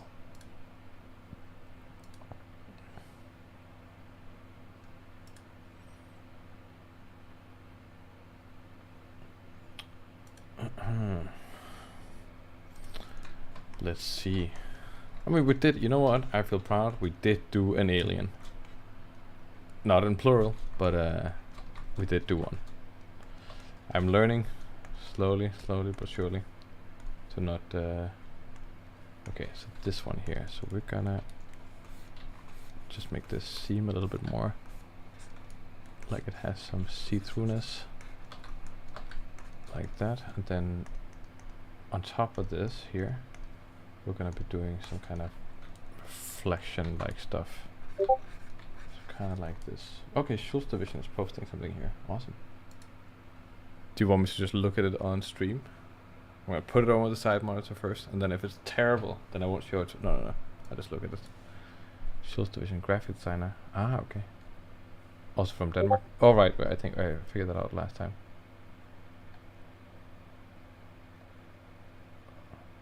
Right. And are you working as a graphic designer?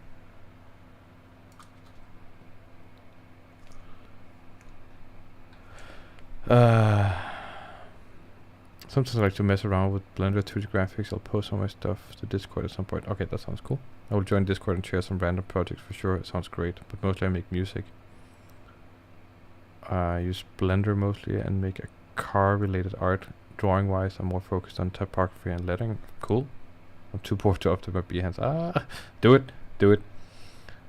How tall is it? The alien. Here's a human. No, it's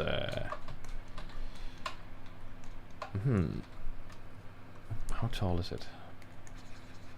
I think human.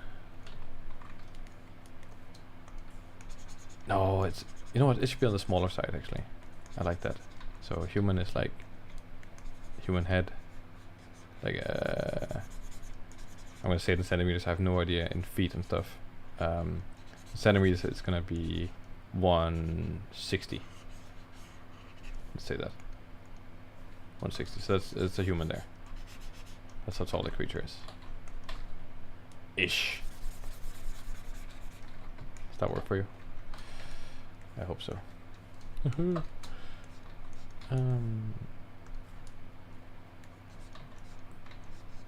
So we're gonna get that reflective quality on top to make it seem like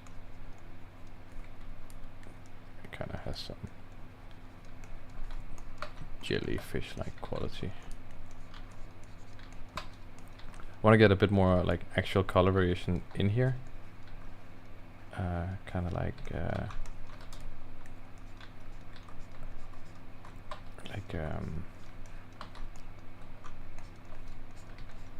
getting some of those things that jellyfish kind of have. They kind of have this lots of cool little variations, like micro details. And I should probably look at some reference for doing that, but I don't want to keep the stream like bored with me just looking at pictures on Pinterest.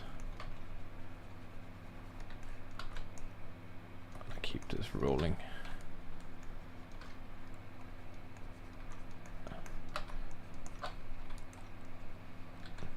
I kind of dig this though. I think it's not completely there, especially with the rendering and stuff, but the idea is very appealing to me. It's I think when I read the thing that was written, like the black jellyfish, the code I was writing, I think I just saw it immediately in my head. I was like, there's the character. You missed the spot while erasing. Oh, this spot. Oh, I see. It's like one of those things where like, can you, there's the spot. Like, you would not like to see some of the other stuff that I have. A lot of the stuff is like random splotches of things, like not finishing up. It just, you know, like this kind of stuff. I'm like I'm leaving it there to annoy people. Like, you know, it would be perfect if it didn't have that. I'm like, you know what? You're right, but who has time for that? I have 17,000 aliens I need to draw. I have to clean up every single one. But then they'll be like, yeah, but if you cleaned up one, then maybe, you know, people would take the time to look at the other stuff. Because they don't think it all looks like a big mess.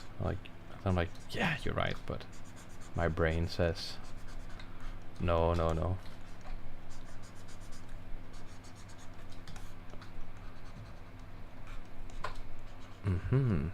Are we moving into tax evasion tips? Yes, work with graphic design since 2011. Cool. That's awesome. Would cool to have some bioluminescence. Yeah, that would actually be kind of cool. I think I can incorporate that like a little bit. I want to find the right kind of bioluminescence. I don't want to do it too much. Well, maybe it's the kind of thing that only works when it's dark in a dark room. That's also something to think about. I like photo bashing in Photoshop because I kind of gave up on drawing years ago, and it works for me like a middle ground. But I do it in my spare time whenever I think it's fun. Like photo bashing in Photoshop, you do in your spare time, or drawing. Now that's artistic touch. The other thing was just frustrating. I see. To eat, I'll be back. Okay, but I'll wait with the tax evasion tips until you get your eating sorted. That sounded weird. Okay, so this thing, we can give it a little bit of a quality maybe.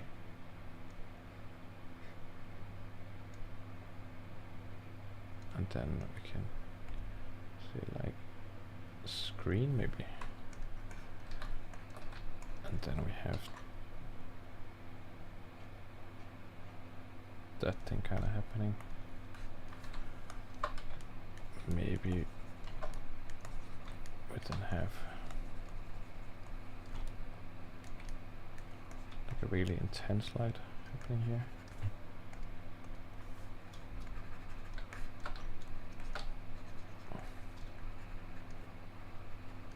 Oh, that just makes him look mega cute. Oh, that's funny. We have the weird mouth here. This is the chest. Kind of like this guy. This guy is kind of. He has his mojo. He has his mojo.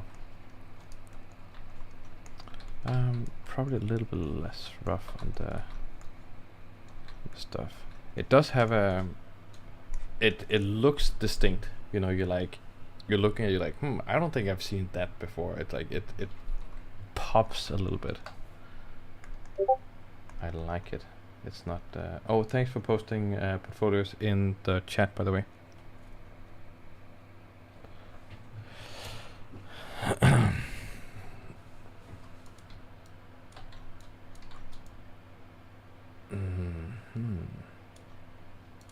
Maybe if the. Oh, damn it. Time is flying and I'm having so much fun. Oh, I really want to keep going on this guy. But also, I want to keep the stream to that length. Maybe we have to increase it to 2.5 hours. But we also have to do tax evasion tips. Okay. Let's do tax evasion tips. Wait, no. Is Unicorn Tamer back? Was the Unicorn Tamer with the tax evasion tips? I feel like it was. I don't want to discredit whoever came up with tax evasion tips, but I think it was Unicorn Tamer. The concept art, and then modeled. Dope. Ninja Hattie fun. Damn. It's pretty good. I actually kind of like the purple guy with the...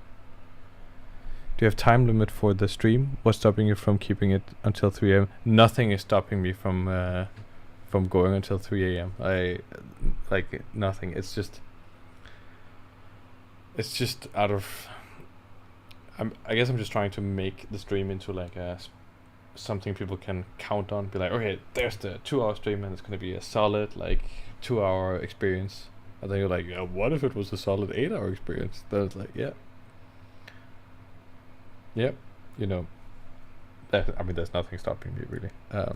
But I can keep going for a little bit. Tax evasion tips. But we need to wait for Unicorn Tamer. I guess I will have to keep going. Oh no, that's how terrible. No, I'll just keep going a little bit because I'm enjoying the painting on the Racton. I do have a thing I have to go to tomorrow though, so I don't want to be too smashed. I do have to go to a friend's wedding. An all-day event, so yep, that's it's a very good friend, so it's totally fine. Okay, maybe I need to usually look at some jellyfish now. I said I wasn't gonna do it, but now I'm gonna look at jellyfish. Jellyfish. Eat some jelly, take some fish, put them together. Delish, or however that song goes. Ooh, you know, they have this kind of stuff. Maybe Pinterest is the better place to go for jellyfish. Yeah, I see that this kind of little subtle gradients. That is ooh, I like that. It's a weird squid. It's also a squid, it's not a jellyfish. But whatever, it's Pinterest. What about a Man of War? Man of War? It's just ships that are gonna pop up? No, okay, good.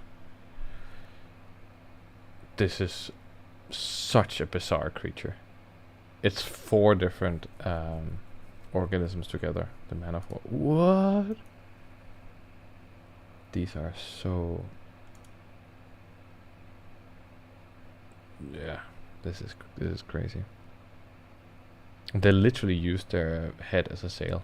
It's like, or you can not even call it a head, but it's something.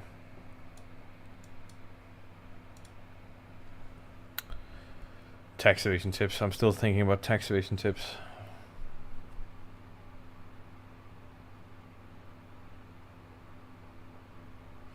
Okay, let's keep coloring this guy in while thinking about tax evasion tips.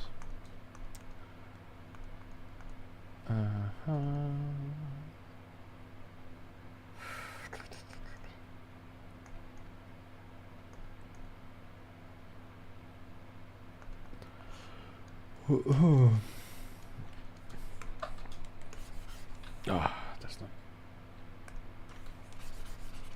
Okay, let's see here. What do we want? Gun wise.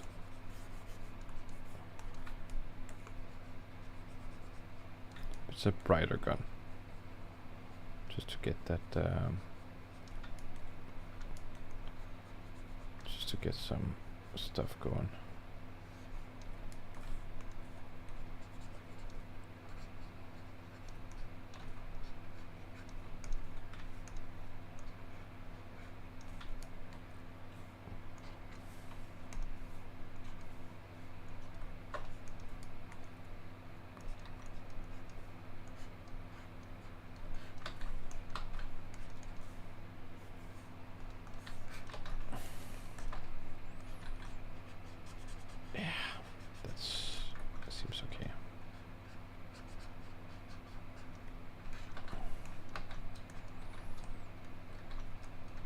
The Recton.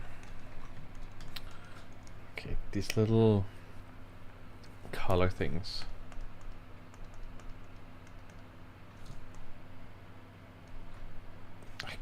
It looks really bad in that position, but you know what? Artistic choice. That's where it is, and it's not what you think it is. It's definitely just a finger. So, so yeah, I'm leaving that there. Just that's yeah, we can do it without the thing. That's fine. Yeah, it's not too bad. It's not too bad. I want to get in some color variation somehow. Got that going on. Got that going on. So maybe something right here. Oh, I guess we could just do it on top of this one here. Like that.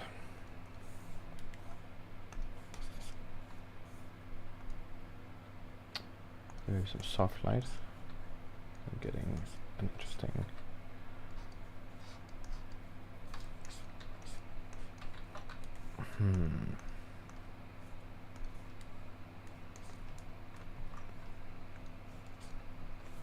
Maybe soft light is not the right one. The screen.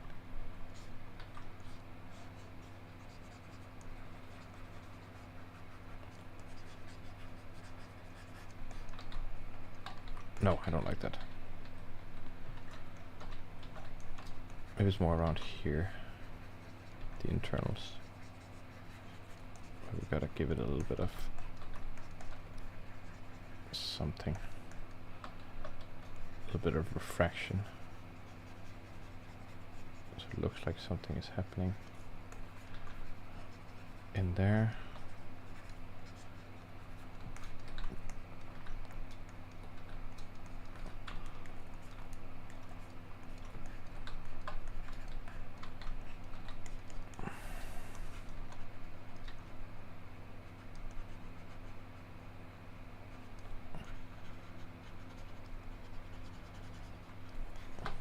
It's a very bizarre alien, this thing, but I really somehow dig it. I wonder what, like, you know, armor would look like for a guy like this. Or no, armor, but also just like space gear. Like, what would they need to like breathe? Because this is kind of where they would. Maybe this is where they breathe from. Maybe they breathe from somewhere else. Maybe they breathe from their brain, or who knows? Maybe it's their brain that they need to think about. You know, not like us humans. We don't need to think about our brains. You know, clearly with all the stuff going on in the world, we're not using our brains. You know, but we're not going to talk about that. That's not what the stream is about.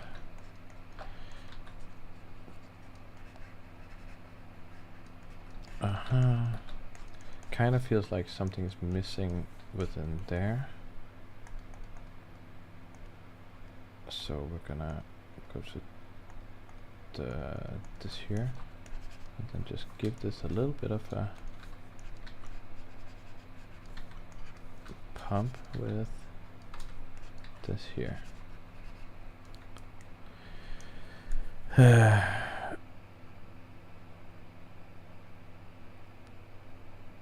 Remember to save. I always forget to save. Control Shift S.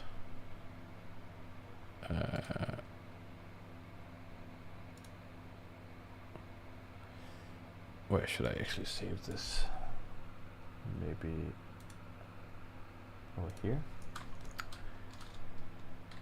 Alien black jelly.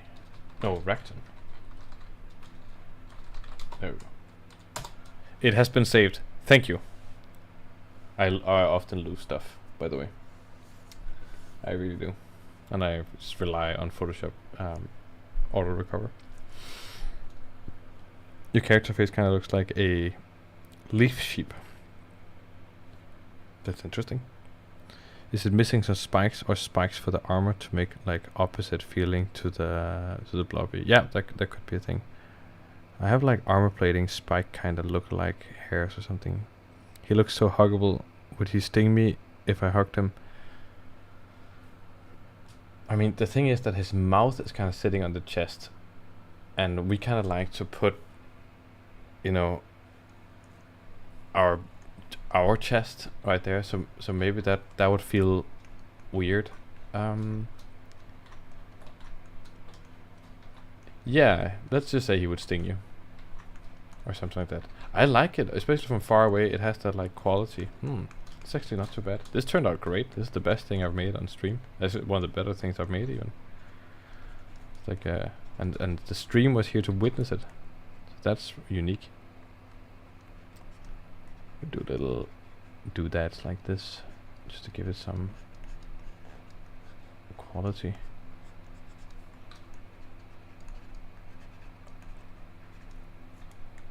And then we need to give that brain a thing that can kind of help it become more something.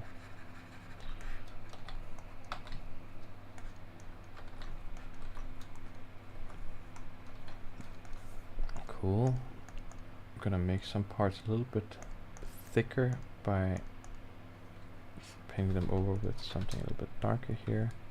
So maybe like that. Maybe something a little bit behind this eye.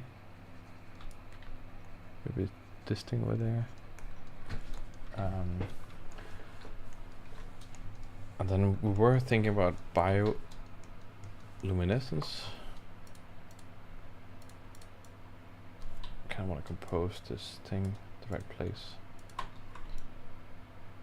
Let's put this over there, and then take the Racton, make that really, just make that kind of big and funky. We do it like this maybe. Close. Racton.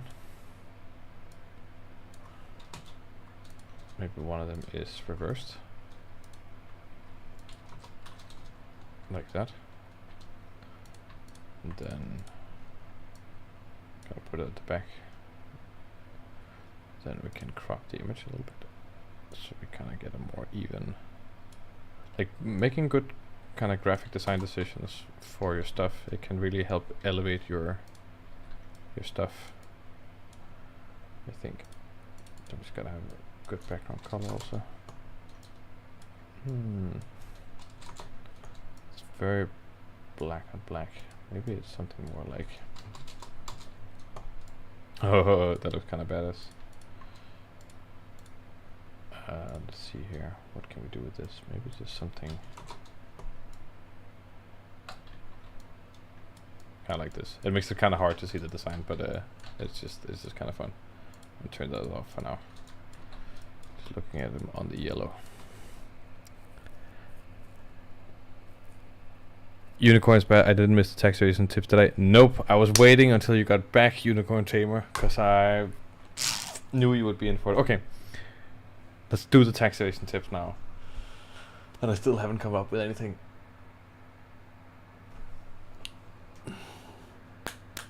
Tax evasion tips. How is tax evasion? How can you evade taxes?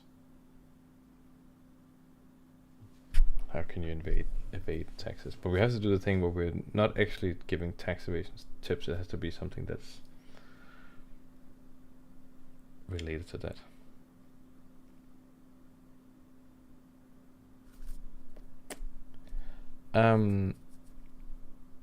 Just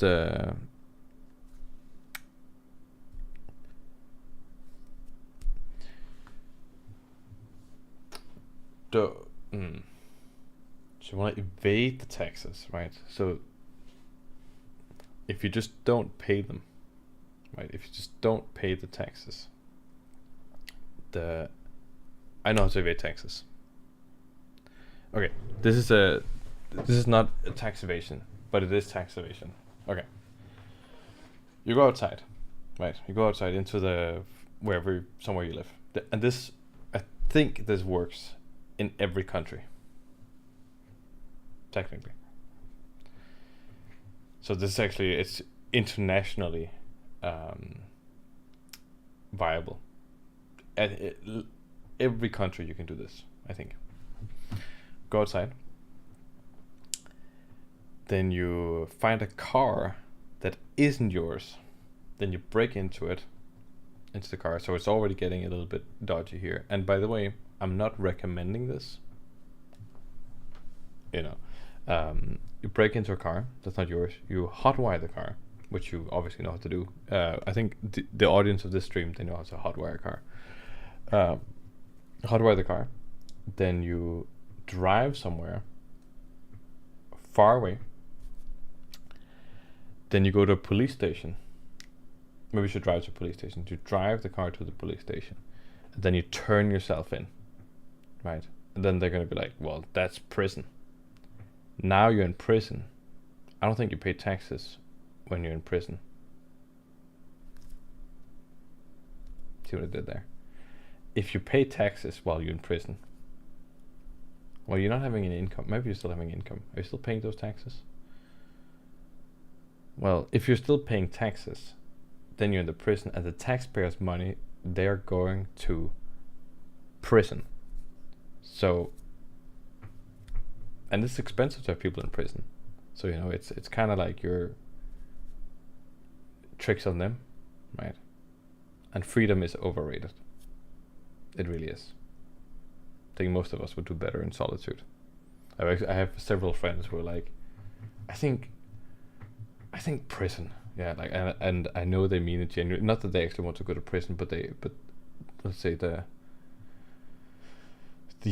immense choices that are available in society is actually too much for them. They kind of, and they want to do all kinds of things, but it's actually too much. They can't figure out where to go in life. So they're like, it's better sometimes when I just have the system and somebody just tells me what to do, and it's better when I don't have a choice. Like, they recognize that they hate not having a choice, but they feel better when they don't have a choice because it's simpler, right?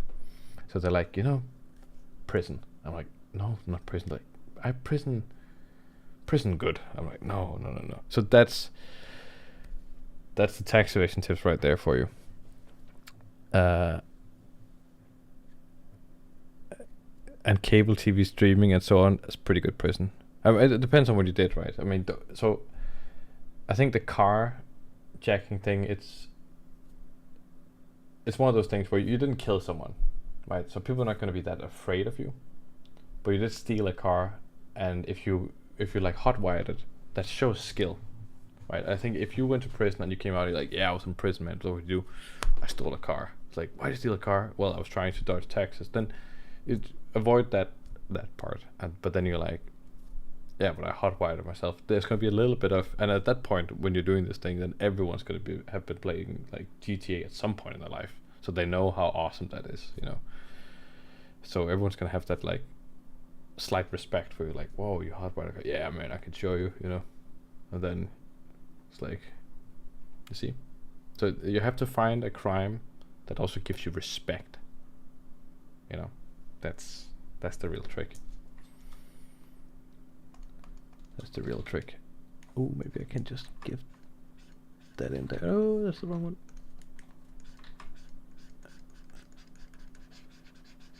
So there it's a little bit thicker because the thing is overlapping. Maybe there also. Maybe here also.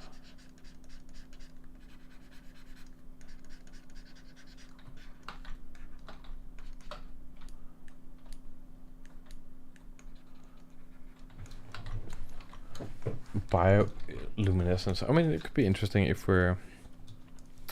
So, what's this? The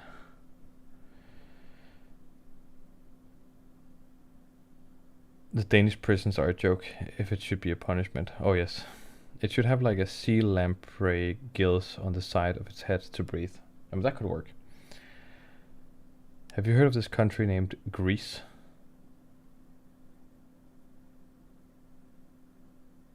Thanks for the tip. I'll be going now. No problem. Me too. Nice. Oh yeah. I don't know how long this stream needs to keep going. I mean, we're hitting 3 hours. Okay, we're gonna keep it until the 3 hour mark. That's my cutoff, and then I'll stop. Also out of respect for the other people living in the house. I forgot about that, but I was just really getting into the mojo.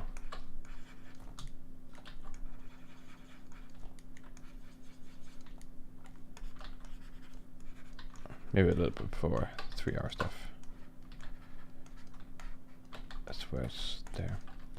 Kinda wanna do a bioluminescence pass. Ooh, that also looks kinda interesting.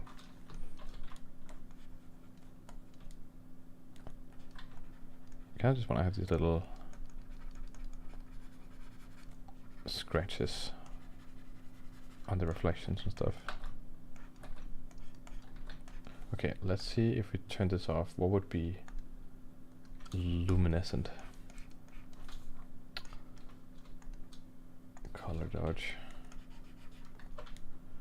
Which part? Maybe the brain? So maybe it's like at the bottom of this like brain thing here is something that is. Oh my god, that looks so wrong.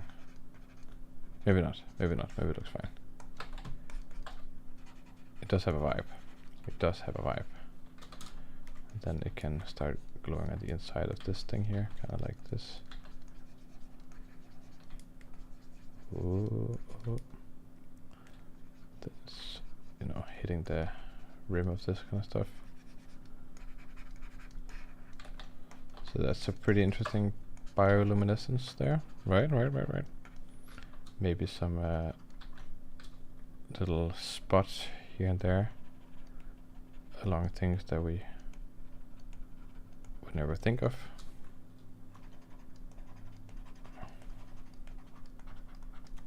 They can use these things to kind of signal stuff or communicate or something like that.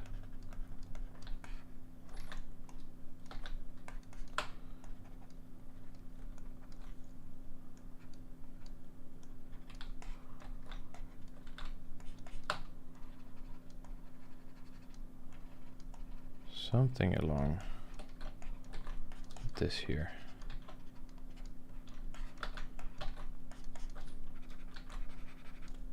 Yeah, you know what? It's actually kind of dope.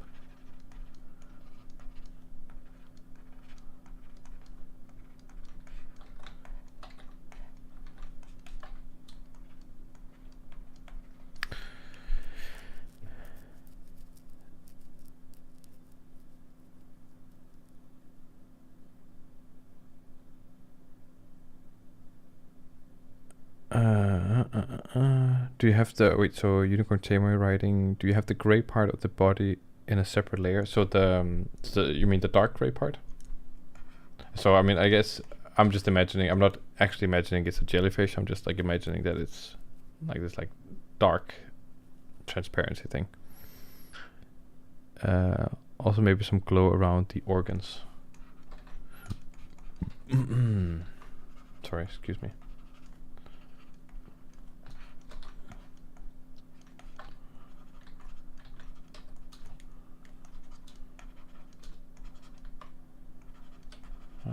Don't want that.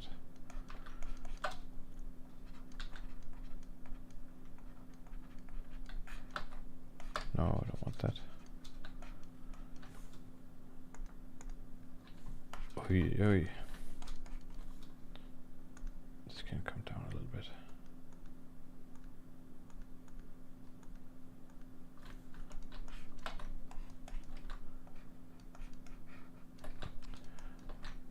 I'm really digging this though. I'm kind of just like it's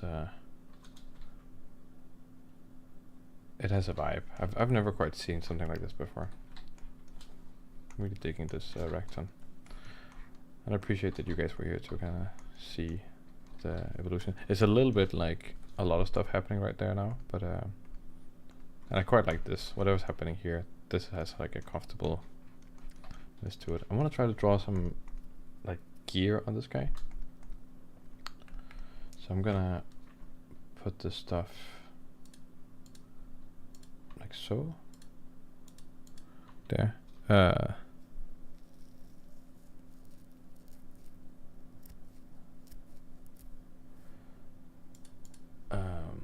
Let's see here. I really like that he seems like he could be really off-putting, like feature-wise. It's definitely a little bit creepy the way that he's see-through, but his shapes are kind of telling me that he's huggable, right? Like some of you guys were describing like, and his eyes definitely make him seem a little bit cute. That relationship there, it has like a funny thing where you're like, I really want to hug him, but I'm also really afraid that he's gonna turn himself inside out and become, you know, like a stingray or something and just murder me. And that, imagine having a hug like that where you're like, ooh, this might be the best hug in the world or the worst hug in the world, but you're still like more leaning towards, if this is the best hug in the world, then I'd rather have that and then die. You know, it's like versus like, no, it's not worth it if it's dying. It's like, but it's the most love you'll ever feel in physical contact. That just sounds like you have no life, but you know what I mean. It's like, it's the ultimate.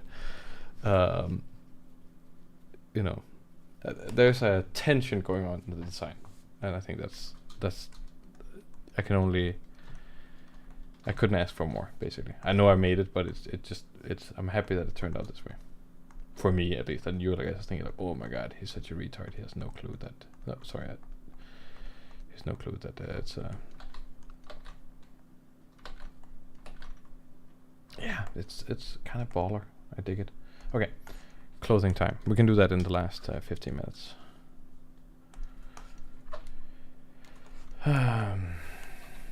Let's see here. Let's make a.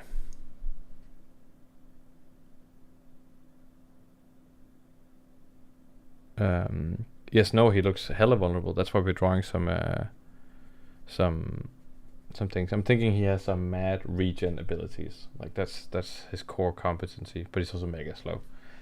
But yes, his organs are incredibly exposed. That's why he's gonna wear some armor. Maybe he can turn the opacity of his body up and down or something, and maybe, or I don't know. How would space suit look like for this guy? Sorry, I'm having slight hiccups. Okay, maybe it has kind of like bubbly something. Kind of want to give him like weird glasses like this. that, and then something like that.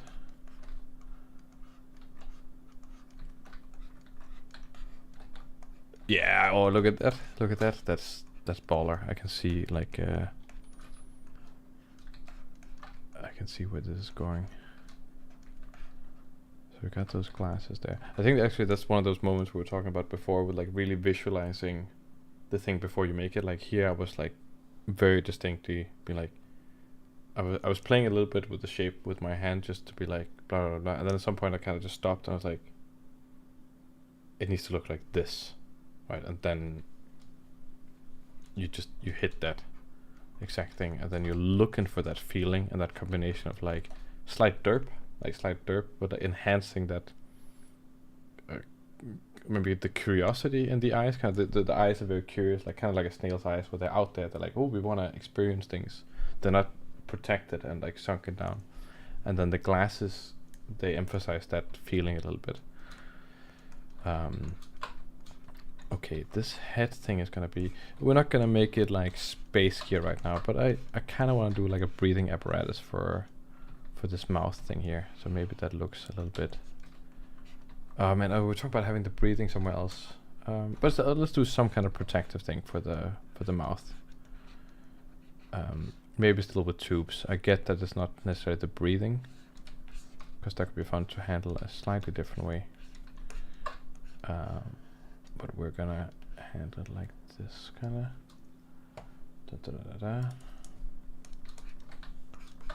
And then we're gonna, ooh, also got those things going on there. Maybe it's asymmetric actually. There. Maybe it's like there. So guys, what should we do next stream? Should we do more like art, or should we do a discussion or something? We were talking about like comparing some stuff, like talking about Tolkien versus like George R. R. Martin. That could be super fun. So is that what we should do next? They give me some we're not going to do a poll or anything like that. We just let me hear what you guys would like to see next. I'm kind of open to do anything next time.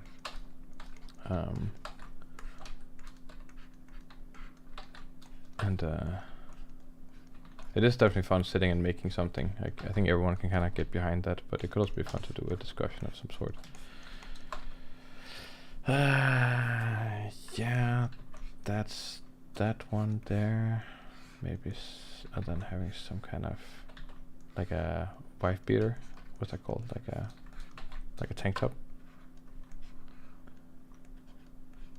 And then the stomach is kind of pouring out there. Is he gonna be wearing pants? That's a good question. Those are all the good questions that are coming out right now. Should he be wearing pants? Oh, a spaceship design. We were talking about that. Yeah, no, that's a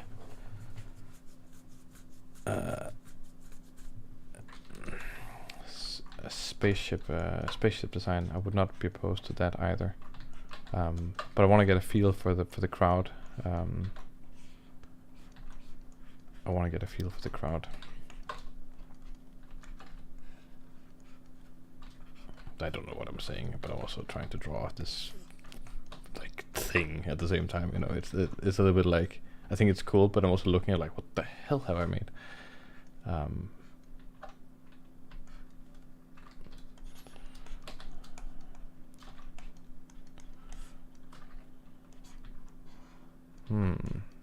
Pants or no pants? That's the question. Okay, we're doing that. Putting on some does anyone watch, what's that channel, Monster Garden? I was just kind of looking at his stuff the other day. Also some cool, excuse me, I'm gonna sneeze. Nope. Oh, I lost the sneeze. Oh, that's the worst feeling in the world. No, I mean, I could just, you know, jump off a building. Oh my god. I lost a sneeze. I mean, you all know what exactly it's the worst thing, because then you have that like potential sneeze feeling in your face, and you wanna, oy. You wanna just, ah. Wow, I'm just gonna change the whole mood of the stream now. It's gonna be awful now. It's not a pleasant experience anymore. Okay, we're going 10 minutes more. So what were people feeling for the next thing? Is it discussion also could be back spaceship designs down. It's a shallow topic, so maybe on half of stream, but artist versus designer. Yeah, that's interesting. We can do that at some point. We can even throw like, there's some stuff with like artist versus designer, like concept artist, illustrator. We can talk about those things. That's interesting. Ship design, okay, cool. Some sort of ship design. Also, don't want to be rude, but that thing between the legs is a claw, right? We're ignoring the thing between the legs. It's a finger. It's a finger. It's a long, soft finger.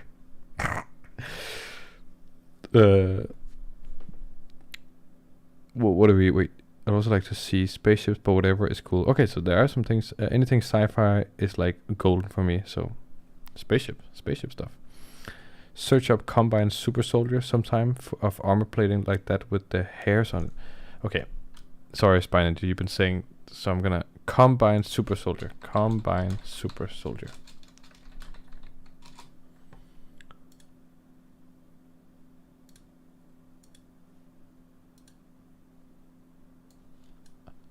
Like with the hairs on it like this.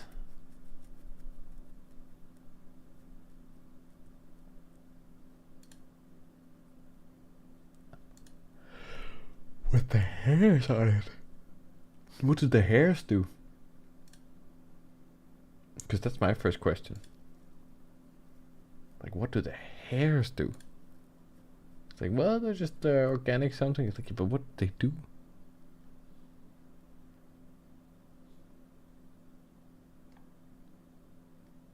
On his shins, I don't think that's a bad idea at all.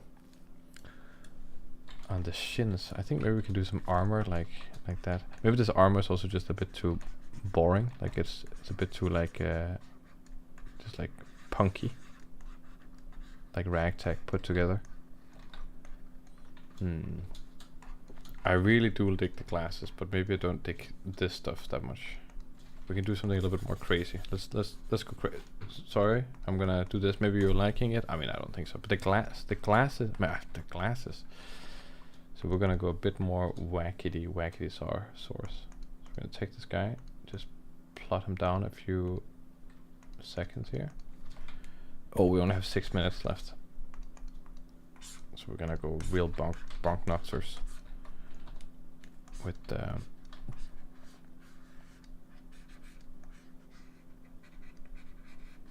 then that feeding into that thing. I'm gonna make something a bit more organic.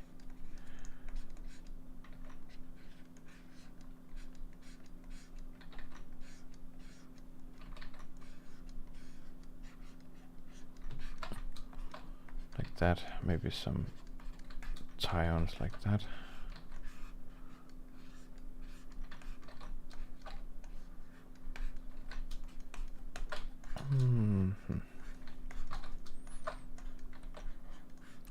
That thing gets to stick out. Maybe the hand is gonna be covered in something that maybe it has like tassels, like a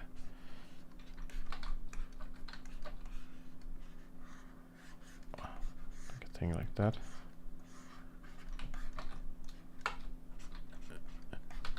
Why not? And then we're gonna get let's do the spikes on the legs. Why not? Or maybe even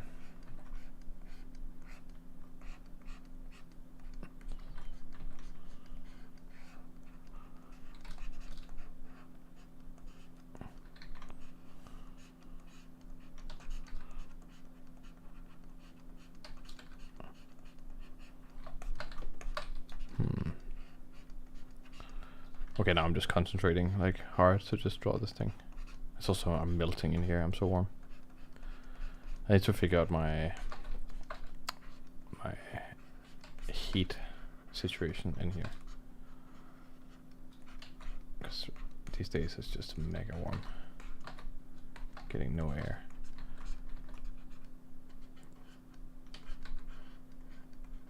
Do you guys know the armor from, if you saw Guardians of the Galaxy 3, then there was this armor that was like absolutely ridiculous. Like if you've seen it, then you know exactly what I'm talking about. But man, that was kind of funny. If it's something like this.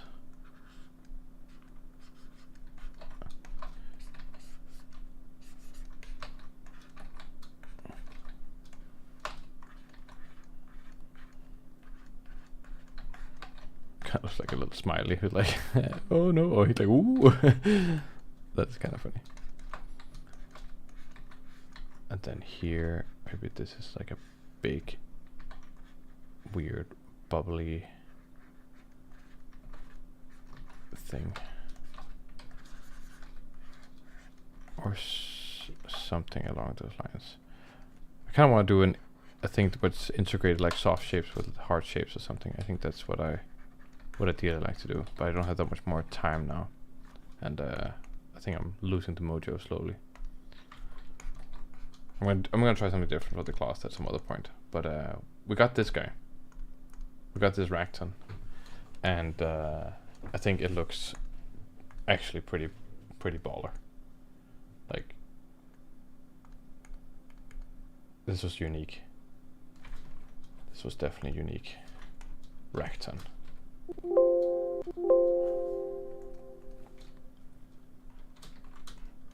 Yeah.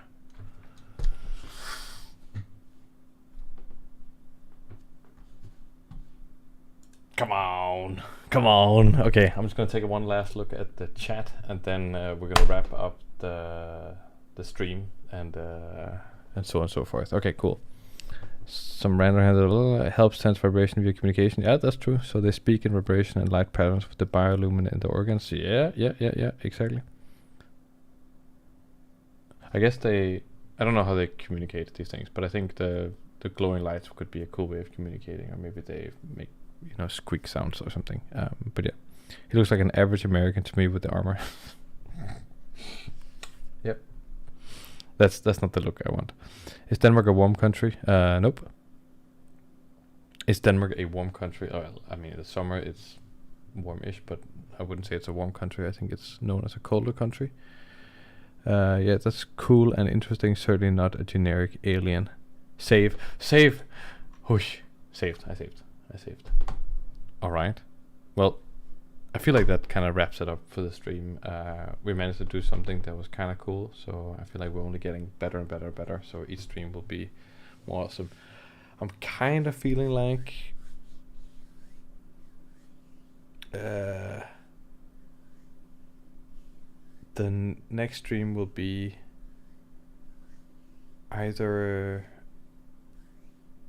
it's either going to be maybe it'd be fun to take a break from the sci-fi stuff. I mean, I also want to talk about the sci-fi stuff, but it could be fun to talk about maybe we're going to draw some fantasy stuff and then talk about like Tolkien and George R. Martin and just comparing those two things, looking at stuff. So it'll be a pretty casual just discussion stream. And then the stream after that, I want to do ship design. Yeah, ship design.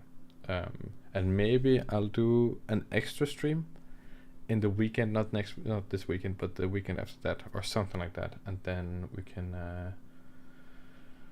talk about artist versus design. That would be, or artist versus designer. That would be super interesting. James Barth, fantasy content, that sounds great. This was dope. You inspired me to draw again. Yeah, you should do that. You should definitely draw. Anyone can draw at any time. Never. The 3 hour might be the sweet spot. You're just trying to get more hours out of me. That's I see your tactic there. Just like, yeah, this was pretty good. But in any case, I think I'm gonna. How do I do this? Where's OBS? There we go. I'm gonna do like. Go over to this view. There we go. Look how red I am in the face now. Thank you guys for the stream. Thanks for joining. Please check out all the links associated if you want to follow me or something. Check out the Discord, check out the Reddit, check out the stuff, and obviously there will be a next stream and also future video content. Thank you all. Good night. Have a good one. And just enjoy things around you.